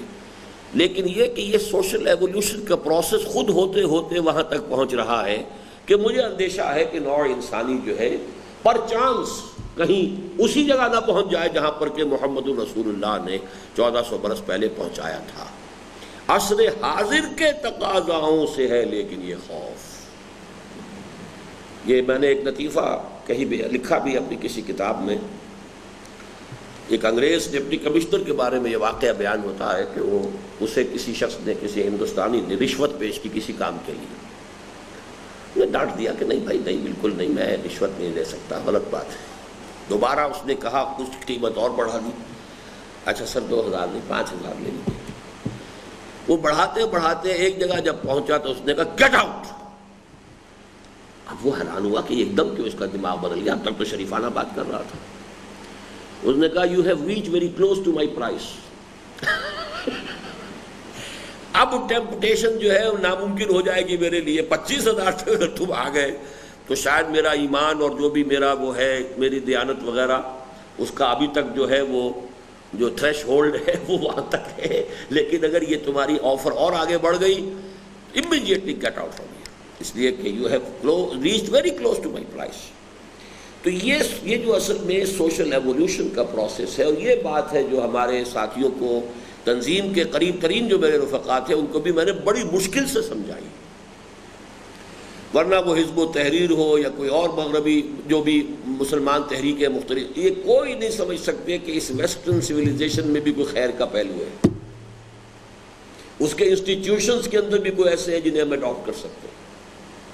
جبکہ میں نے اس بات کو واضح کیا ہے کہ جو ویسٹ نے انسٹیٹیوشنز ڈیولپ کیے ہیں وہ ہماری شے ہیں. یہ بجلی بھی جیسے انہوں نے ایجاد کی ہے ہم اس سے فائدہ اٹھا رہے ہیں، اسی طریقے سے انسٹیٹیوشن انہوں نے ڈیولپ کیے، بیسک پرنسپلز ہمارے ہیں. ان بیسک پرنسپلز کے ساتھ ان کے انسٹیٹیوشن میں جو شے کمپیٹیبل نہیں ہے اس کو کاٹ کر پھینک دیجئے. لیکن یہ ہے کہ جو کچھ انہوں نے اچیو کیا ہے انہوں نے خون دیا ہے. بادشاہوں کے کلچز سے نکلنے کے لیے جو 200 سال پہلے 250 سال پہلے جو انقلاب فرانس آیا کتنا بلڈی تھا، کس قدر خون بہا. تب کہیں جا کر یہ جاگیرداروں کا ہولڈ اور بادشاہت کا ہولڈ جو ہے وہ کمزور پڑا ہے، ورنہ شیر کے منہ میں سے نوالا نکالنا کوئی آسان کام. کتنا خون دیا ہے اب ایرانیوں نے، تب وہ بادشاہ سلامت بھاگے سر سے پیر رکھ کر، سر پر پاؤں رکھ کر، ورنہ کوئی جاتا ہے آرام سے. فہد صاحب چھوڑ دیں گے اپنی بادشاہت آرام سے، لاکھوں اربوں کو وہ ختم کروا دے گا اور کروائے گا، اور بہت جلد کروائے گا، زیادہ دور کی بات نہیں. امریکہ کا بھی وہ تھریش ہولڈ اب ختم ہونے پر آ رہا ہے. ولیم پیری آیا ہوا ہے، وہ صاف کہہ دیا ہے کہ یہ تو بہت ان سیف ہے یہ سارے معاملات. اب مزید سیفٹی کیسے ہوگی؟ حکومت کیسے کرے گی؟ تو مجرم بنے ہوئے اس وقت. شاہ فہد کا بیٹا ہے جو اس کے ساتھ تصویر آئی ہے جس کو وہ سیر کرا رہا ہے وہاں کی، مجرم بنا ہوا. دیکھو انہوں نے guarantee the safety of the Americans, اور امریکی جو ہے اتنے مر گئے. توبہ توبہ. وہ تو صدر صاحب رو رہے ہیں، کلنٹن صاحب کی آنکھوں میں آنسو ہیں، وہ رومال سے صاف کر رہے ہیں. تو یہ کیا ہوگا؟ یہ بھٹی بہت جلد دہکنے والی ہے وہاں، اور ظاہر بات ہے یہ چیزیں ختم ہونے والی نہیں. افغان وار کا یہ جو بھی فال آؤٹ ہے اب اس کی قیمت ان کو دینی پڑ رہی ہے. they will have to pay for it. کتنے سعودی یہاں آئے اور ٹریننگ لے کے چلے گئے، آخر اس معاشرے کے اندر ہے. they are very much a part and parcel of that society. کوئی باہر کے لوگ تو نہیں ہیں، یہاں سے لے کے گئے ٹریننگ کریں گے وہ. anyhow چلیے. چنانچہ اس بند قلندر نے تو نہ صرف یہ کہ جوہر دریائے قرآن صفتام، یہ بھی اقبال کا ایک دعویٰ ہے، میں نے دریائے قرآن سے موتی چنے ہیں. وہ میں نے آپ کو سنایا تھا کہ اقبال نے کیا کہا، جو مناجات بحضور سرور کونین، گر دلم آئینہ بے جوہر است، ور بحرفم غیر قرآن مزمرست، پردہ ناموس فکرم چاک کن، این خیاباں راز خارم پاک کن، روز محشر خار رسوا کن مرا، بے نصیب از بوسہ پاک کن مرا. اے نبی صلی اللہ علیہ وسلم، اگر میرا دل جو ہے آئینہ بے جوہر ہے، اس میں کوئی چمک ہے ہی نہیں، نور ہے ہی نہیں، اور اگر میری شاعری میں، میرے پیغام میں، حرفن میرے حرف میں قرآن کے سوا کوئی شے مضمر ہے تو میرے فکر کا پردہ چاک کر دیجئے، اس کے ناموس کا پردہ چاک کر دیجئے، اس کی دھجیاں بکھیر دیجئے. اور پھر تو گویا میں ایک کانٹا ہوں جو راستے میں پڑا، اس کانٹے کو اٹھا کر اور راستے کو اس کانٹے سے پاک کر دینا چاہیے. اور روز محشر خار رسوا کن مرا، قیامت کے دن مجھے ذلیل اور رسوا کیجئے اور مجھے اپنے قدم کی بوسہ لینے سے، اپنے پائے مبارک کا بوسہ لینے سے محروم کر دیجئے. اتنی بڑی بددعا اقبال دے رہا ہے. اس کا دعویٰ تھا کہ میں نے جو کچھ کہا قرآن سے کہا ہے. وہی دعویٰ یہ ہے کہ جوہر دریائے قرآن صفتام، میں نے قرآن مجید کے دریا سے حکمت کے موتی، عمرانی سوچ کی جو رہنمائی مجھے ملی ہے وہاں سے ملی ہے. میں کوئی اپنے پاس سے نہیں کہہ رہا ہوں، میں نے تو وہاں سے موتی جو ہے چن لیے ہیں، نکالے ہیں دریا سے موتی، کہ مصداق قرآن حکیم کے حقائق و معارف کی دل نشین پیرائے اور شعری اسلوب میں تعبیر و تعلیم میں اپنی توانائیاں کھپا دیں، بلکہ ساتھ ہی انقلاب کا نعرہ بھی بلند کر دیا. خواجہ از خون رگے مزدود سازد لال ناب، از جفائے دہ خدایاں کشت دہقانہ خراب، انقلاب انقلاب ہے انقلاب. اس کا ترجمہ کون کرے گا؟ ہم پڑھ چکے ہیں یہ ترجمے پہلے، یہ ساری چیزیں آ چکی ہیں. اس کا پہلا چیپٹر جو تھا اس کتاب کا، اسلام کا انقلابی فکر کیا تھا، پھر کہاں چلا گیا تھا، پیچھے کیوں فیڈ کر گیا تھا، پھر اقبال نے کیسے اسے زندہ کیا ہے. خواجہ لفظ جو ہے یہ ہے سرمایہ دار کے لیے. خواجہ خواجہ از خون رگ مزدور سازد لال ناب، ناب شراب، سرخ شراب جو ہے در حقیقت جو کہ سرمایہ دار شام کو بیٹھ کر جو پی رہا ہے، یہ مزدور کے رگوں سے نچوڑا ہوا خون ہے۔ خواجہ از خون رگ مزدور سازد، ساختن بنانا، سازد بنایا، خواجہ نے سرمایہ دار نے مزدور کے رگوں کے خون سے اپنی سرخ شراب کشید کی۔ از جفائے دہ خدایاں کشت دہقانہ خراب، وہ دہ خدا کا آج لفظ پہلے آ چکا ہے نا، دہ خدایاں جاگیرداروں اور زمینداروں کے ظلم و ستم سے کشت دہقانہ، دہقان کی کھیتی خراب ہو۔ انقلاب انقلاب ہے انقلاب، ایک انقلاب لانا لازم ہے، یہ نعرہ لگا رہا ہے اقبال۔ یہ دوسری بات ہے کہ ان کے نام لیواؤں اور خوشیدائیوں نے ان کے ساتھ وہ معاملہ کیا کہ ہر کسے از ظن خود شد یار من، وز درون من نہ جست اسرار من، ہر شخص اپنے خیال میں میرا دوست بنا پھرتا ہے۔ یہ ہر ذہین آدمی کا المیہ ہے، یہ اچھی طرح نوٹ کر لیجیے گا، ہر ذہین اور حساس آدمی لونلی نیس کا احساس اس میں ہوتا ہے۔ میری بات کوئی سمجھتا ہی نہیں۔ He feels himself to be alone۔ محفل میں ہے لیکن لوگوں کی سوچ، لوگوں کی دلچسپیاں، کوئی گپ شپ جو ہو رہی ہے کس بات کی ہو رہی ہے، ایک آدمی وہ کہیں اور ہے، لہذا وہ اپنے آپ کو محسوس کرتا ہے، سوسائٹی میں رہتے ہوئے اپنے آپ کو تنہا محسوس کرتا ہے۔ اب یہ کیا کہہ رہے ہیں اقبال؟ اقبال کا نہیں، یہ شعر رومی کا ہے، اور اقبال نے اس کو اپنی نظم میں کوٹ کیا ہے اصل میں رومی کا۔ ہر کسے از ظن خود شد یار من، ہر شخص میرا دوست بنا پھرتا ہے اپنے خیال کے مطابق۔ وز کا کیا ہے؟ یہ وعز، الف اڑ گیا یہاں سے، وعز درون من، میرے اندر سے، نہ جست، نہ اس نے تلاش کیا اسرار من، میرے اندر جو چھپے ہوئے راز ہیں۔ کوئی شخص میری اصل بات پر غور نہیں کرتا۔ سر دھن رہے شعروں پر قوالیاں گائی جا رہی ہیں، نور جہاں بیگم بھی اقبال کی نظمیں جو ہیں وہ گا رہی ہیں، اور اقبال بانو بھی گا رہی ہیں اقبال کی نظمیں، لیکن یہ کہ کیا ہے میری شاعری کے ساتھ ہو کیا رہا ہے؟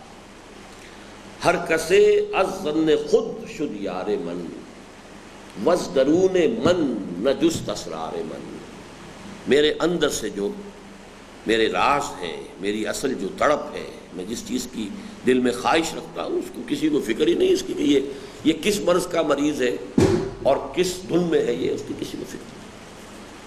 مزید برآں یہی حد تھی وہ حقیقت جسے تعبیر فرمایا تھا بابا قوم اور بانی پاکستان قائد اعظم محمد علی جناح نے کبھی ان الفاظ سے کہ ہم پاکستان کی صورت میں ایک ایسے خطۂ ارضی کے خواہاں ہیں جس میں اسلام کے اصول حریت و اخوت و مساوات کا عز حاصل میں عملی اور مثالی نمونہ پیش کر سکیں، اور کبھی یہ فرما کر کہ اسلام ایک سوشل ڈیموکریسی ہے۔ یہ بھی علامہ اقبال کا قائد اعظم کا قول ہے، سوشل ڈیموکریسی، اس لیے کہ جو بھی سوشل ایولیوشن ہوا ہے ویسٹ میں اس کا ہائیسٹ پوائنٹ جو ہے سوشل ڈیموکریسی ہے۔ جب سرمایہ داری کے خلاف ریئیکشن ہوا کمیونزم کا، تو تھیسس اینٹی تھیسس، اس تھیسس اور اینٹی تھیسس کا جو سنتھسس ہوا ہے وہ سوشل ڈیموکریسی ہے، socialism and democracy. Social democracy میں سب سے پہلے قدم اٹھایا ہے برطانیہ نے، اور برطانوی قوم کی، انگریز قوم کی ایک صلاحیت کو اچھی طرح سمجھ لیجئے، اس قوم میں ایک بڑی بے پناہ صلاحیت ہے، خود ہے روایات کی بڑی پابند، اپنے ہاں اس نے کبھی کوئی انقلاب، خونی انقلاب نہیں آنے دیا، لیکن جو انقلاب بھی کہیں دنیا میں آیا ہے اس کے بہترین ثمرات اس نے جو ہے سمیٹ لیے۔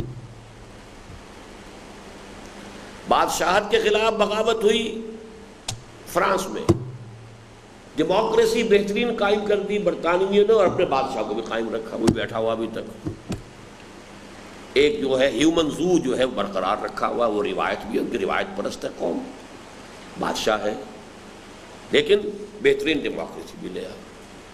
اسی طریقے سے اگرچہ لندن میں اور انگلینڈ میں بیٹھ کر آخری ٹچز دیے ہیں اینجلز نے اور مارکس نے اپنی کتاب کو، لیکن یہ کہ وہاں کوئی انقلاب نہیں آنے دیا، لیکن سوشل ڈیموکریسی، ٹریڈ یونینزم کی اجازت دے دی۔ مزدور جو ہے وہ اپنی ایک جتھا بنا کر اور وہ بارگیننگ جو ہے وہ اختیار کر سکتے ہیں سرمایہ دار کے ساتھ، اور نمبر 2 ان امپلائمنٹ الائنس دے کر بہترین جو ہو سکتا تھا اس کا حاصل۔ تو best results and best fruits of all the revolutions they gathered, لیکن اپنے ہاں کوئی سڈن چینج، کوئی والکینک ایرپشن، کوئی ایکسپلوژن، کوئی فساد یہ نہیں ہونے دیا۔ یہ ہے اس قوم کا خاصہ۔ تو سوشل ڈیموکریسی کی طرف بھی پہلا قدم انہوں نے بڑھایا، اگرچہ اس میں یقیناً کوئی اس میں شک نہیں ہے کہ اسکینڈینیوین کنٹریز ان سے آگے نکل گئے، لیکن یہ کہ یہ ایک قائد اعظم نے بھی سوشل ڈیموکریسی اسی معنی میں کہا تھا کہ قریب ترین جو آتا ہے اسلام کے وہ در حقیقت سوشل ڈیموکریسی ہے۔ لیکن افسوس کہ علامہ اقبال تو خالص مسنون عمر میں پاکستان کے قیام سے لگ بھگ 10 سال قبل ہی دنیا سے رخصت ہو گئے تھے۔ خالص مسنون عمر کتنی ہے؟ 61، اور اقبال پورے 61 کے بھی نہیں ہوئے تھے، یوں سمجھیے کہ تقریباً 60.5، that was the age. Quaid Azam مرحوم بھی قیام پاکستان کے بعد کل 1 سال زندہ رہے، اور ان کے بعد ان کی عوامی تحریک کا ثمرہ اچک لیا اولاً نوابوں اور نوابزادوں اور زمینداروں، جاگیرداروں اور وڈیروں نے، اور بعد ازاں اس میں مستقل حصے دار تو بن گئے کچھ نئے اور پرانے سرمایہ دار، اور باری باری حصہ بٹاتے رہے اعلیٰ سول اور فوجی عہدیدار، جس کے نتیجے میں قانون قدرت کے عین مطابق عوامی سطح پر ایک شدید احساس محرومی پیدا ہوا جو اندر ہی اندر سلگنے والی آگ کے مانند بڑھتا چلا گیا۔ اور اچھی طرح جان لیجئے کہ اسی احساس محرومی کی پرزور ترجمانی کی تھی ذوالفقار علی بھٹو نے، جس نے پاکستان کی سیاست کے اس نئے دور اور زوردار عوامی دھارے کو جنم دیا تھا، جس کی ایک طوفانی لہر پر سوار ہو کر وہ اب سے 15 سال قبل خود ایوان اقتدار تک پہنچے تھے۔ یعنی تصورات تو وہ تھے پاکستان کے، بالفعل پاکستان میں اقبال تو خیر 10 سال پہلے ہی فوت ہو چکے تھے، علامہ اور قائد اعظم بھی شاید ڈیموکریسی کی طرف آتے، اور حال ہی میں مجھے معلوم ہوا کہ خود لیاقت علی خان بھی جاگیرداری کو توڑنے کے لیے یہاں پر آمادہ تھے، چاہتے تھے، اور ان کو جو سین سے ہٹایا گیا اس کا سبب یہی ہے۔ ایک یہ سبب، دوسرا سبب یہ بیان کیا گیا ہے، یہ میرے علم میں نہیں تھا، کہ انہوں نے جو دوسری یوم پاکستان کی پریڈ ہوئی تھی اس میں 14 مسلمان ملکوں کے دستے بلوا لیے تھے، ان کی پریڈ ہوئی ہے بندر روڈ کراچی میں، اور بڑا جوش و خروش پیدا ہو گیا تھا، اور اس نے کہا تھا بھارت کو مخاطب کرتے ہوئے کہ دنیا ہمیں اکیلا نہ سمجھے۔ تو ایک صاحب جو آئی وٹنس تھے، اس کے آج کل وہ جدے میں رہتے، انہوں نے بتایا کہ خاص طور پر جب ترکش جو تھا ڈیٹیچمنٹ جب وہ گزرا ہے تو وہ جوش و خروش کا عالم تھا۔ ترکوں سے تو ہندوستانیوں کو بہت محبت رہی ہے، اور ترکوں کو ہندوستان سے بہت محبت رہی ہے، اس لیے کہ تحریک خلافت چلی صرف یہاں، اور تو دنیا میں کہیں چلی نہیں، پاکستان ہندوستان کے اندر۔ تو یہ بھی دنیا نے محسوس کر لیا تھا کہ خطرہ ہے۔ ایک طرف قرارداد مقاصد پاس ہو گئی، دوسری طرف یہ پین اسلامزم کی طرف قدم اٹھ رہا ہے۔ 14 ملکوں کے دستے جو ہے یہاں پر ان کی فریڈم، ان کی جو ہے یہ یوم استقلال کے جو اس میں آ گئے ہیں مارچ میں، تو اس کے بعد تو بہرحال یعنی آخر کار اس کا کانٹا نکالنا ہی تھا۔ یعنی ہاں واضح رہے کہ اس وقت مجھے نہ بھٹو صاحب کی ذات اور شخصیت سے کوئی بحث ہے، نہ ان کی سیرت و کردار سے، اور نہ ان کے خلوص یا عدم اخلاص کے بارے میں کوئی گفتگو کرنی ہے، نہ ان کی اہلیت یا نااہلیت کے بارے میں کوئی فیصلہ دینا ہے، بلکہ فی الوقت میری گفتگو صرف اور صرف پاکستان کی عوامی سیاست کے درمیانی دھارے کی اس انر کور کی تعین و تشخیص سے متعلق ہے، جس نے اس میں وہ قوت و مقاومت پیدا کر دی ہے کہ پاکستان کی تاریخ کے طویل ترین مارشل لا سے بھی اس کے جوش و خروش میں کوئی کمی نہیں آئی۔ 11 برس ایم آر ڈی جس طریقے سے الجھتی رہی ہے ضیاء الحق کی طاقت کے ساتھ، فوج کی حکومت، یہ پاکستان میں اس سے پہلے سوال ہی پیدا نہیں ہوتا تھا۔ وہ تو ایک عوامی دور کا آغاز بھی بھٹو نے کیا تھا، اور پھر پیپلز پارٹی واحد جماعت تھی کہ جس نے کہ اس ریزسٹنس کو برقرار رکھا ہے مارشل لا کے خلاف، جن میں کوئی شک نہیں۔ Give the dual is due, شیطان کا بھی اگر کوئی حق ہے تو اس کو دیا جانا چاہیے۔ They did it۔ اور جس قدر زبردست ایک ایکسپلوژن ہوا تھا سندھ کے اندر ایم آر ڈی کی موومنٹ کا، وہ تو اندرا گاندھی چوک گئی پاکستان کو، ابھی اللہ تعالیٰ نے ابھی ایگزسٹنس کا ایک جو ہے جو بھی لیز ہے وہ ابھی رکھی ہوئی ہے، رسی دراز کی ہے، ورنہ اسی وقت پاکستان ختم تھا۔ اگر ایکسپلوسوس بھی ہوتے اس وقت سندھیوں کے پاس، پاکستان ختم تھا۔ یعنی ریل کی پٹریوں میں سلیپروں کو آگ لگا رہے ہیں آج کے زمانے میں، اور یہ طریقے کچھ ایکسپلوسوز ان کے پاس ہوتے، اگر انہیں اکراس دی بارڈر سے وہ مدد مل گئی ہوتی تو وہ 2-4 جگہ سے لائن توڑ دیتے۔ پاکستان کی تو رگ جو ہے، شہرگ گزر رہی ہے سرحد کے ساتھ ساتھ، بالکل آپ کی روڈ کٹ جائے اور ریلوے لائن کٹ جائے تو وہ آئل ایکسپریس جو آتی ہے کراچی سے ڈیلی، وہ اگر نہ آئے اور تیل کی سپلائی نہ ہوتی رہے تو آپ کے ٹینک کھڑے ہیں، وہ تو پیٹرول پیتے ہیں۔ کیا کرے گا پیٹرول؟ بڑے بڑے جو چلتے ہیں ٹروپ کیریئرز، کس قدر پیٹرول پھونکتے ہیں، وہ کہاں سے پیٹرول آئے؟ کتنے ریزروائرز آپ کے شمال کے اندر ہیں، ڈیلی آئل ایکسپریس چلتی۔ تو اس تو بڑا آسان کام تھا، لیکن نہیں، اس وقت تک اندرا گاندھی چوک گئی۔ اس وقت اللہ تعالیٰ کی مرضی ہوتی ہے، ابھی ہمیں اس نے کچھ فریش ایگزسٹنس جو ہے، وہ fresh lease of existence grant کیا ہوا تھا، ورنہ جیسا کہ میں کہہ چکا ہوں 1971 میں پاکستان ختم ہو سکتا تھا ودن 6 days after the fall of Dhaka. ہمارا مورال پاتال میں پہنچ گیا، ہندوؤں کا مورال جو ہے آسمان پر جا پہنچا۔ ہمارا شکل گڑھ کا فرنٹ بھی ٹوٹ چکا تھا، مسلسل بڑھ رہا تھا بھارت، اور ادھر سے راجستھان میں بڑھ رہا تھا۔ لے دے کے ایک ٹکا خان صاحب بیٹھے ہوئے تھے ٹاسک فورس لے کر سلیمان کی ہیڈورڈز پر، بس کچھ بھی نہیں تھا۔ ایئر فورس ہماری نیوٹرلائز کی جا چکی تھی، اس لیے کہ جو بعد میں اواکس کے نام سے دنیا جن چیزوں سے واقف ہوئی ہے، اس قسم کی چیز جو ہے رشینز نے پہلے ہی سپلائی کر دی تھی انڈین ایئر فورس، ان کے ہیلی کاپٹرز چلتے تھے، اور جیسے ہی ہمارا جہاز موو کرتا تھا انہیں معلوم ہوتا تھا۔ ہماری نیوی کو آ کر وہ ہٹ کر گئے ہیں عین کے باڑی میں، تو کیا تھا ہمارے پاس؟ تو اس لیے اس کو سمجھ لینا چاہیے اصل میں کہ سچویشن جو ہے کہ طوفانی لہر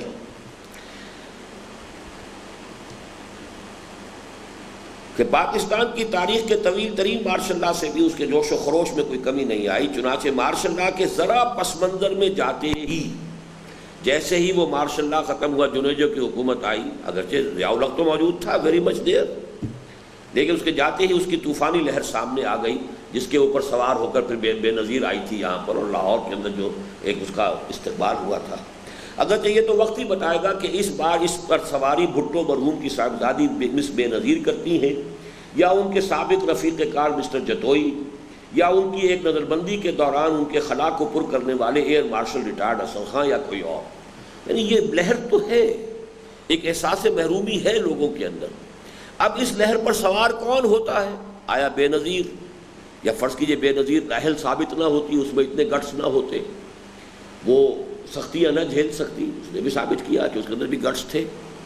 اس نے جیسے اب کوئی یعنی لاٹھی جو ہے شاید پڑی ہے قاضی صاحب کے سر پر بھی، ٹوپی ان کی گری ہے، ایسے اس کے ہاتھ کے اوپر بھی چوٹ آئی تھی، سب کچھ ہوا تھا۔ تو اس حوالے سے لیکن اگر یہ نہ ہوتا تو شاید جتوئی صاحب میدان میں آ گئے ہوتے، جتوئی صاحب نہ ہوتے تو اصغر خان جیسے ایک مرتبہ ایوب خان کے زمانے میں جب گرفتار کیا گیا تھا بھٹو صاحب کو، تو پھر اصغر خان صاحب نے اس موومنٹ کو جو ہے اس کو لیڈ کیا تھا۔ بہرحال یہ حقیقت اپنی جگہ اٹل ہے کہ اس دھارے کے بہاؤ کو روکنا نہ کسی چوتھے مارشل لا کے لیے ممکن ہے، نہ پانچویں کے لیے، اور اس کے آگے نہ علماء کرام کوئی بند باندھ سکتے ہیں، نہ مشائخ عظام، نہ پشتینی رئیس اس کی راہ میں مزاحم ہو سکتے ہیں، نہ نو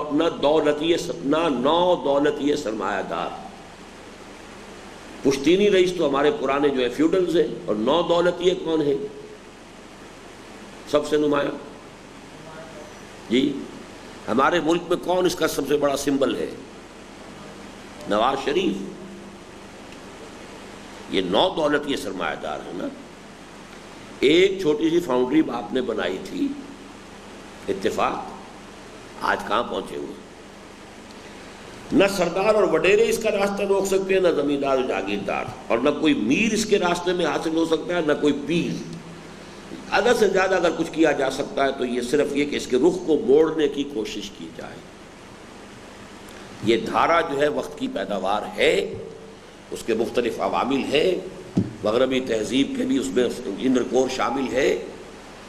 اس لیے کہ مغرب کی اندھی تقریب میں ہمارا یہ ڈان بھی خالص مادیت ہی کے رخ پر بہہ رہا ہے، اور اس کے انر کور کا سارا خارجی لبادہ یورپ سے مستعار لیا گیا ہے۔ چنانچہ اس کا کوئی براہ راست سروکار نہ اللہ سے ہے نہ رسول سے، اور اس میں نہ ہدایت آسمانی سے کوئی اعتنا ہے، نہ آخرت کی جواب دہی کا کوئی ذکر۔ لہذا عدل اجتماعی کے جملہ تصورات و معیارات بھی مغرب ہی سے ماخوذ ہیں، اور ان کے ضمن میں افراط و تفرید کی انتہاؤں کے مابین بھٹکنے کی کیفیت بھی لامحالہ وہیں کا چربہ ہے۔ مزید برآں ان کے جلوس میں بے پردگی بھی ہے اور عریانی بھی، اباحیت پرمسیونیس بھی ہے اور آوارگی بھی، لاف زنی بھی ہے اور بڑکیں بھی، بھنگڑا بھی ہے اور ہے جمالو بھی، اور ان سے بھی بڑھ کر عبادات سے بے اعتنائی ہی نہیں ان کا استہزاء و تمسخر ہے، شریعت سے بے پرواہی ہی نہیں اس کے خلاف نشوز اور بغاوت ہے، اور شاعر اسلامی کا عدم احترام ہی نہیں ان کی باضابطہ توہین و تذلیل ہے۔ وقس علی ذالک، یہ عوامی دورہ جس رخ پر آ رہا تھا اس کے یہ تھے کہ جو اس کے صفات تھیں لازماً۔ اس وقت سچویشن جو ہے کچھ مختلف ہو چکی ہے۔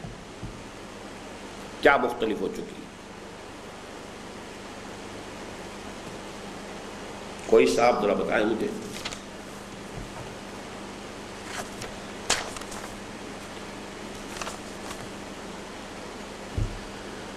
جو سب سے بڑی پارٹی آئی تھی عوام کی چیمپئن بن کر، وہ بھی اس سے تائب ہو چکی، پیپلز پارٹی۔ سوشلزم کا لفظ اس کی لغت سے خارج ہو چکا، روٹی کپڑا مکان اس کی لغت سے خارج ہو چکا، مغربی نظام کو جو کا تو قبول کرنا یہ اس کے ایمان کا جز ہے۔ دوسری بڑی پارٹی وہ بھی اسی معاشی نظام کو پورے طریقے سے قبول کرتی ہے اور اسی کو اس ملک میں نافذ کرنا چاہتی ہے۔ لہذا اس وقت صورتحال قدرے مختلف ہو چکی ہے۔ ابھی مجھ سے کل مغرب کی نماز کے بعد ایک صاحب ہمارے یہاں تنظیم کے ایک ساتھی، ان کے والد ہیں، وہ کھڑے ہو گئے جیسا کہ آج کل ہو رہا ہے، جو کیا حالات ہیں، کدھر جا رہے ہیں، کیا ہوگا، کس طرح ہوگا۔ تو میں نے ان کے سامنے دو باتیں رکھی کہ حالات جدھر جا رہے ہیں دو ہی اس کا منطقی نتائج ہو سکتے ہیں۔ ایک تو یہ کہ اگر یہاں کوئی زیادہ کرائسس ہو جاتا ہے اور بھارت میں کوئی حکومت بی جے پی کی دوبارہ آ جاتی، اس لیے کہ یہ حکومت جو ہے وہاں پر وہ بھی ڈاما ڈول ہے، وہ بھی اصل میں بھانمتی کا کنبہ ہے جو جوڑا ہوا ہے، کانگریس کی کوئی حیثیت رہی نہیں ہے، دوسری طاقت تو پھر بی جے پی ہے۔ تو کوئی وہاں پر ایڈونچرسٹ قسم کا آدمی آئے، کچھ حرکت کرے تو ختم ہو معاملہ، قصہ پاک ہو جائے کہ جو بھی ہم نے کیا تھا ہم نااہل ثابت ہو گئے قائد اعظم کے ان الفاظ کی روح سے۔ God has given us a golden opportunity to prove our worth as architects of a new nation, and let it not be said that we didn't prove equal to this task, but we have proved that we were not equal to the task. We couldn't build this nation. ہم اپنے پاؤں پر کھڑے نہیں ہو سکے، ہم اس کی معاش کو، معیشت کو، ہم اس کے اندر کوئی نظام جو ہے اپنا نہیں لا سکے، کچھ بھی نہیں کر سکے۔ لہذا ہمارا حق جو ہے کہ پاکستان کے نام سے ایک آزاد خود مختار ملک رہے، تو وہ استحقاق تو اب باقی نہیں رہا۔ باقی یہ کہ اللہ کی طرف سے لیز ملی یا کہیں اور سے ملی ہے دوسری بات ہے۔ دوسرا امکان یہ ہے کہ ہم بالکل ورلڈ بینک اور IMF کے ملکیت بن جائیں۔ ظاہر بات ہے کہ اگر ان کی ملکیت ہم بن جاتے ہیں، جیسے کہ بن چکے ہیں تقریباً، اس میں یہ کہ کچھ اور پردے ابھی پڑے ہوئے وہ پردے اور اٹھ جائیں، نتیجہ یہ نکلا کہ پھر وہ جو گندگیاں ہمارے ہاں ہیں وہ بہرحال ایک اعتبار سے ختم ہو جائیں گی۔ بجلی کا معاملہ اگر ان کے ہاتھ میں آ جائے کہ ٹرانسمیشن اور ڈسٹریبیوشن ان کے ہاتھ میں، تو پھر بجلی کی چوری نہیں ہوگی، پھر ٹیکس ایوائڈ کوئی نہیں کر سکے گا، وہ تو پھر خون نچوڑیں گے اندر سے، اسی میں سے انہیں اپنی شراب بھی نکالنی ہے، اسی میں سے وہ بھی نکالنا ہے کہ اس ملک کے اندر بھی لوگ حیوانوں کی طرح زندہ رہیں، انہیں حیوان بھی بنانا ہے۔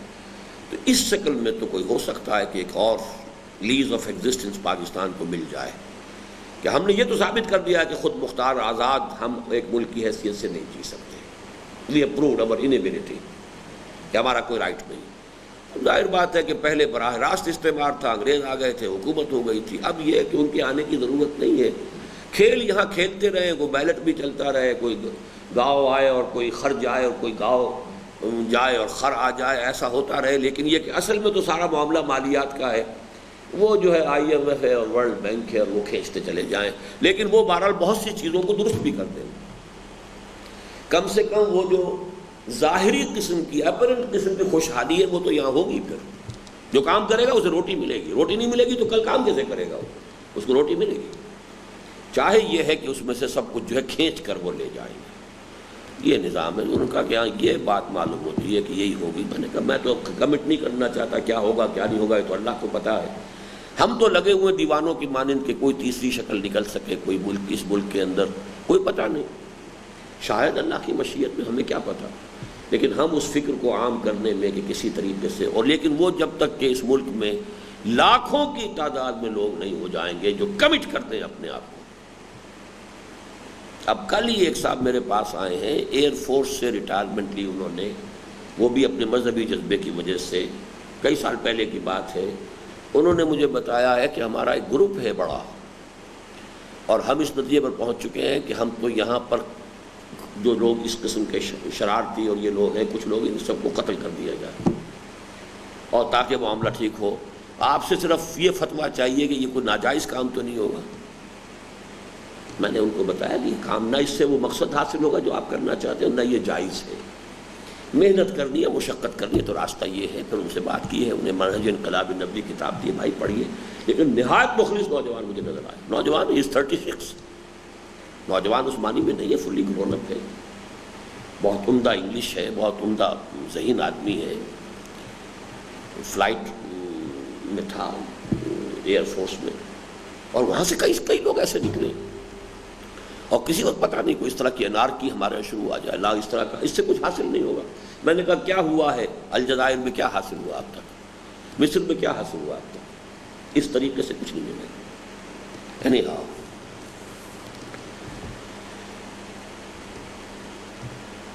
فکر اقبال کی روشنی میں اس صورتحال کا علاج بھی اس کی کلی نفی، ٹوٹل نگیشن اور بحثیت مجموعی رد کر دینے، ٹوٹل ریجیکشن میں نہیں بلکہ اس کے صحیح جز کو قبول کرتے ہوئے غلط جز کی اصلاح میں مضمر ہے.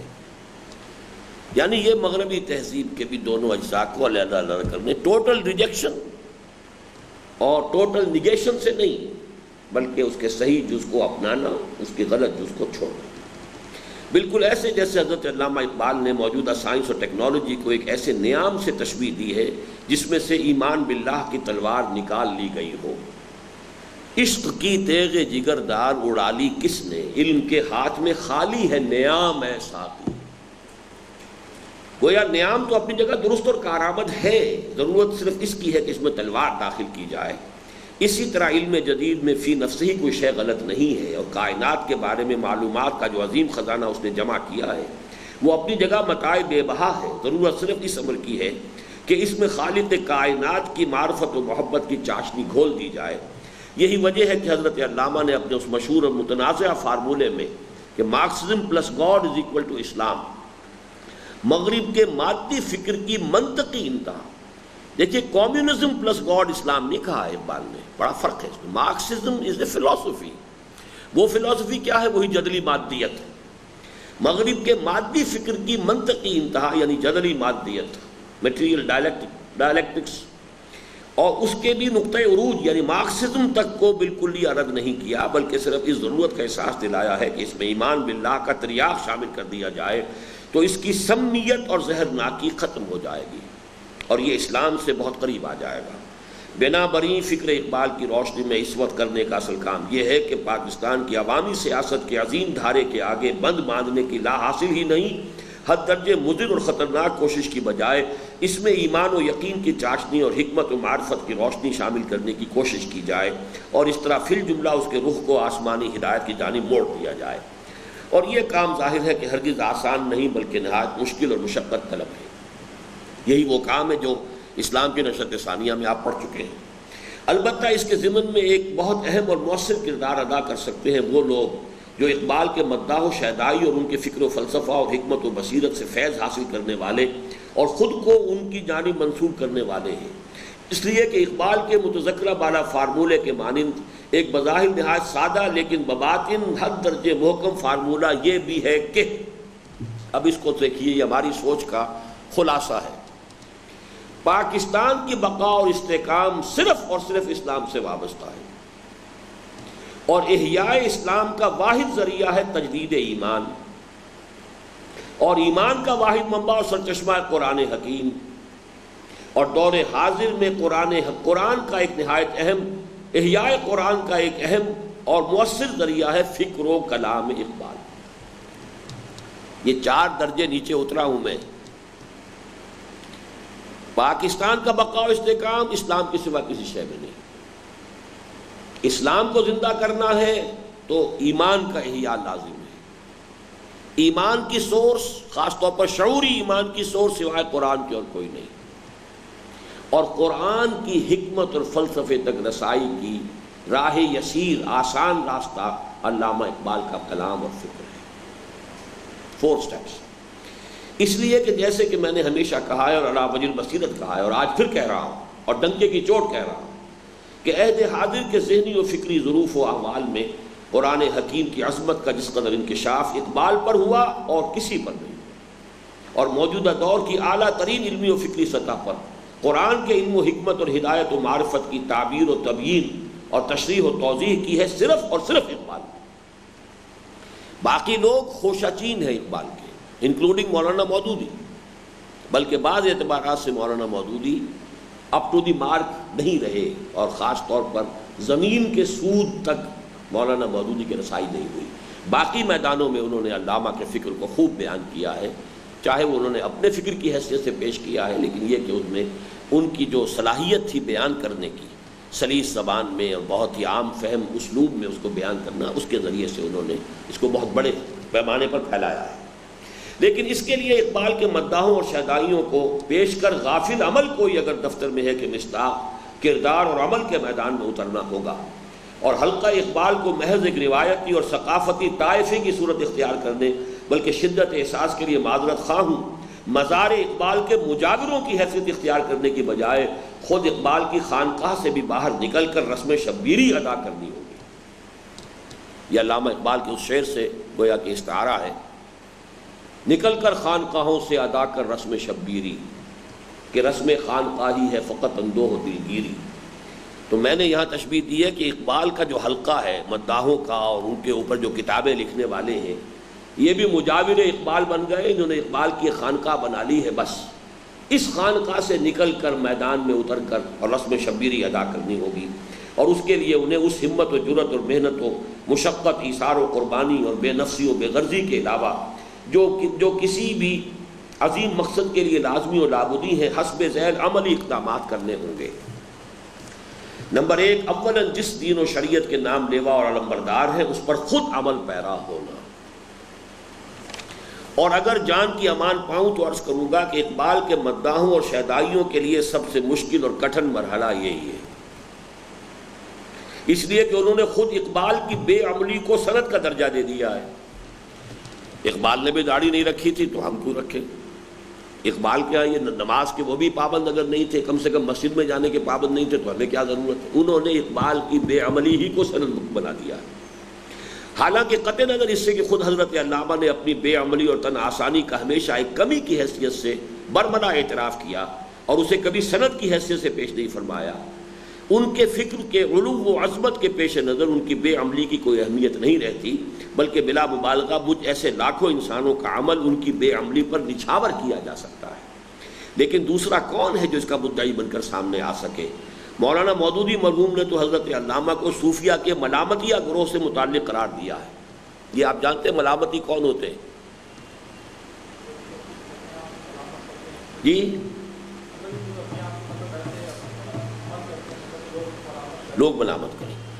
بعض صوفیاء نے یہ راستہ نکالا کہ اگر ہم اس طرح سے نیک اور پارسا بن کر لوگوں کے سامنے رہیں گے تو وہ ہماری عقیدت میں مبتلا ہو جائیں گے، ہماری غلو کے اندر، پھر یہ کہ اس سے ہو سکتا ہے ہمارا نفس بھی موٹا ہو جائے کہ لوگ ہمیں یہ سمجھ رہے ہیں، اللہ والے سمجھ رہے ہیں، نذرانے آنے شروع ہو جائیں گے، تو ایسے کام کرو جس سے لوگ جوتے ماریں۔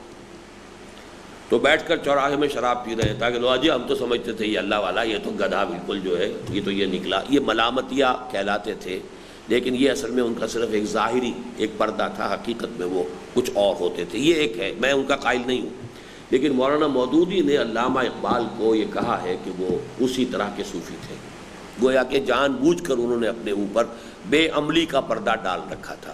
یہ مضمون حال ہی میں ہم نے شائع کیا ہے، غالباً یہ اس میں ندائے خلافت میں آ گیا ہے، مولانا مودودی کا مضمون، اس میں یہ بات بھی موجود ہے۔ مولانا مودودی مرحوم نے تو حضرت علامہ کو صوفیہ کے ملامتیہ گروہ سے متعلق قرار دیا ہے جو اپنے عمل کو لوگوں کے نگاہوں سے چھپانے کے لیے بے عملی کا مظاہرہ کرتے ہیں۔ میں یہاں تک بھی نہیں جاتا بلکہ اسے اس قاعدہ کلیہ کے ذیل میں شمار کرتا ہوں کہ نابغہ لوگوں کا عمل بالعموم ان کے فکر کا ساتھ نہیں دے سکتا۔ جو آدمی بے انتہا ذہین ہو، نابغہ، جینیس، عمل عام طور پر ان کا ساتھ نہیں دیا کرتا۔ It's difficult. تاہم اصل بات یہ ہے کہ حضرت علامہ ہمیں وہ فکر دے گئے ہیں جو اس دور کے لاکھوں نہیں کروڑوں باعمل لوگ بھی نہیں دے سکتے تھے، لیکن اب اس فکر کو عملاً بروئے کار لانے کا اولین تقاضا شرط اول قدمی نسل کے مجنوں معاشی کے مصداق اس اسلام پر بالفعل امر پیرا ہونا ہے جس کی تعبیر حضرت علامہ اقبال نے یوں فرمائی: عاشقی محکم شوز تقلید یار۔ اس کا کوئی اور چیز بھی آئی تھی بیچ میں، شاید آپ نہ سمجھے ہو جی۔ شرط اول قدمی نست کے مجنوں باشی،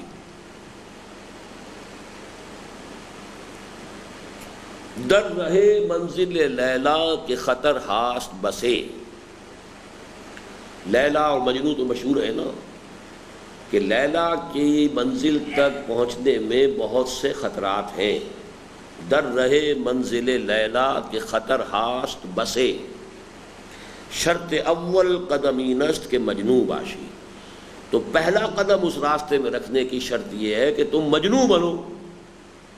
مطلب یہ کہ کیلکولیٹنگ مائنڈ کے ساتھ نہیں آدمی ادھر چل سکتا، وہ تو جب دھن سوار ہو جائے، جب کسی پر جو ہے کسی شے کی کسی مقصد کا عشق اس درجے ہو جائے کہ ہر چے بادہ باد اب جو ہو سو ہو، ماں کشتی درآب انداختیں، ہم نے تو اپنی کشتی جو ہے اب دریا میں ڈال دی ہے، اب یہ ڈوبے تیرے، یہ تیرے گی تو ہم تیریں گے، یہ ڈوبے گی تو ہم ڈوب جائیں گے۔ ہر چے بادہ باد ماں کشتی درآب انداختیں، اب جو ہونا ہے ہو جائے، کوئی پرواہ نہیں۔ تو جب تک یہ کیفیت نہ ہو، یہ کمٹمنٹ کی ڈیپتھ نہ ہو، اس وقت تک یہ کہ انسان شریعت پر عمل کر سکے ممکن نہیں۔ لیکن اقبال نے کیا کہا دوسرا مصرع کیا؟ عاشقی۔ یہاں آگے سوالیہ نشان ہے، تم عاشق ہو محمد کے صلی اللہ علیہ وسلم، یہاں پر اصل میں حضور سے مراد ہے۔ محکم شو از تقلید یار، تو جو تمہارے محبوب ہیں محمد صلی اللہ علیہ وسلم، ان کی تقلید کے ذریعے سے، ان کی پیروی کرنے سے، ان کے اتباع سے اپنے آپ کو پختہ کرو۔ یہ تقریباً وہی مضمون ہے جو قرآن مجید میں آیا ہے، ان کنتم تحبون اللہ فاتبعونی یحببکم اللہ۔ اگر تم اللہ کے سے محبت کرتے ہو تو کہا گیا کہ اے حضور کہہ دیجئے کہ میرا اتباع کرو۔ تو اب عاشقی دونوں طرف جا سکتا ہے، حضور کے عاشق ہو یا اللہ کے عاشق ہو۔ عاشقی ان کنتم تحبون اللہ، اگر تم اللہ کی محبت کرتے ہو، فاتبعونی تو میری پیروی کرو، یحببکم اللہ، اللہ تم سے محبت کرے گا۔ عاشقی محکم شو از تقلید یار، یعنی اللہ تعالیٰ کی محبت ہے یا رسول کی محبت ہے تو اس کے لیے تمہیں تقلید اختیار کرنی پڑے گی۔ پختگی ہوگی تو حضور صلی اللہ علیہ وسلم کی تقلید سے، اتباع سے۔ اس ضمن میں اس مغالطے پر مستضاد جس تضاد کا مظاہرہ علامہ مرحوم کے حلقہ بگوشوں میں نظر آتا ہے، یعنی مغالطہ کیا کہ ان کی بے عملی ہی کو انہوں نے اپنے لیے سند قرار دے لیا، لیکن اس کے علاوہ جو ایک اور ہے تضاد، اس کی ادنا مثال یہ ہے کہ بالفرض وہ داڑھی اس لیے نہیں رکھتے کہ علامہ نے نہیں رکھی، تو اسی کی دلیل کے تحت اپنے گھروں میں پردہ کیوں رائج نہیں کرتے، حالانکہ اس موضوع پر حضرت علامہ کے افکار و آراء بھی نہایت واضح اور روز روشن کی طرح آیا ہے، اور ان کا عمل تو اس سے بھی کہیں زیادہ روشن اور تابناک۔ علامہ اقبال کے ہاں پردہ تھا، آج ان کے بیٹے کے ہاں کیا ہے اس کو چھوڑ دیجئے آپ، ان کی بھی بہو جو ہے وہ کس حال میں اس کو چھوڑ دیجئے، لیکن علامہ کے ہاں تو تھا، سر سید کے ہاں تھا، کتنا سخت تھا کہ ہماری عورتوں جو ہے وہ تو غیر عورتوں کے سامنے بھی نہیں آ سکتی۔ تو اب ایک طرف اگر ان کے عمل سے آپ دلیل لے رہے تو ان کے عمل کی اس میں پیروی کیجئے، پھر نہیں کرتے تو ایک مغالطہ وہ، تو دونوں طرف سے گویا کہ چت بھی اپنی پٹ بھی اپنی۔ شریعت سے آزاد ہونے کے لیے بعض پہلوؤں میں اقبال کو سند کے طور پر، دلیل کے طور پر استعمال کر لیا، بعض چیزیں جس کے اندر کہ اقبال کا عمل ہے شریعت کا اس کو بھی چھوڑ دی۔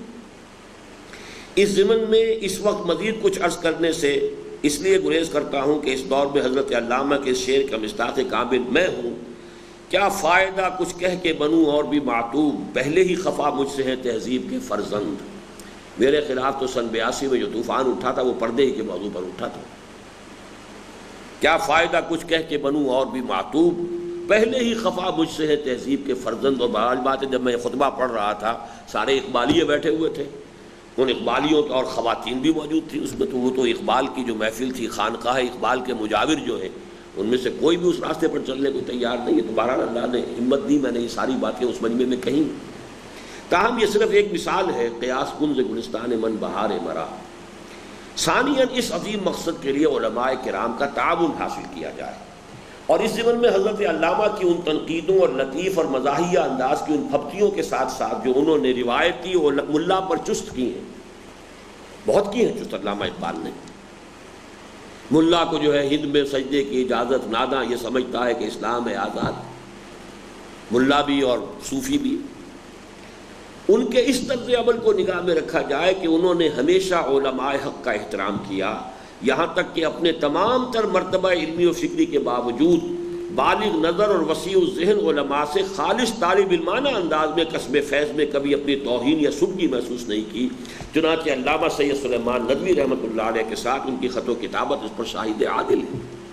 بالکل طالب علموں کی طرح ان سے سوالات کرتے تھے، اور وہ ان کے خط و کتابت شائع شدہ ہے۔ خصوصاً فقہ و قانون اسلامی کے ضمن میں اس دور میں اجتہاد کے سب سے بڑے داعی اور علمبردار ہونے کے باوجود انہوں نے خود اپنے آپ کو کبھی مجتہد مطلق نہیں سمجھا، بلکہ اس کے باوجود کہ عربی زبان پر انہیں عبور حاصل تھا، قرآن ان کے رگ و پے میں سرایت کیے ہوئے تھا، اور خود وہ تمام عمر قرآن میں غوطہ زنی کرتے رہے تھے۔ حکمت دین ان کے ذہن و فکر کی جزو لا ینفک تھی، اور تفقہ فی الدین ان کا اوڑھنا بچھونا تھا۔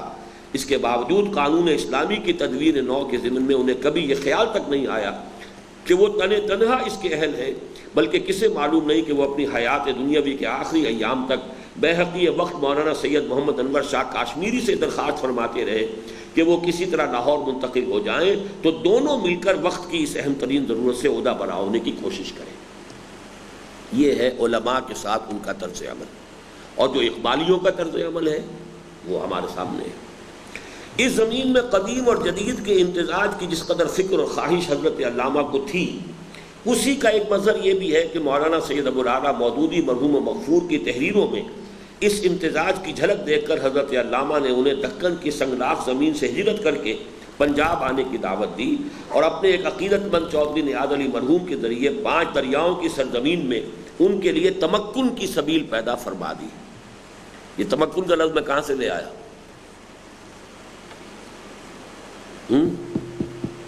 کہیں ذہن گیا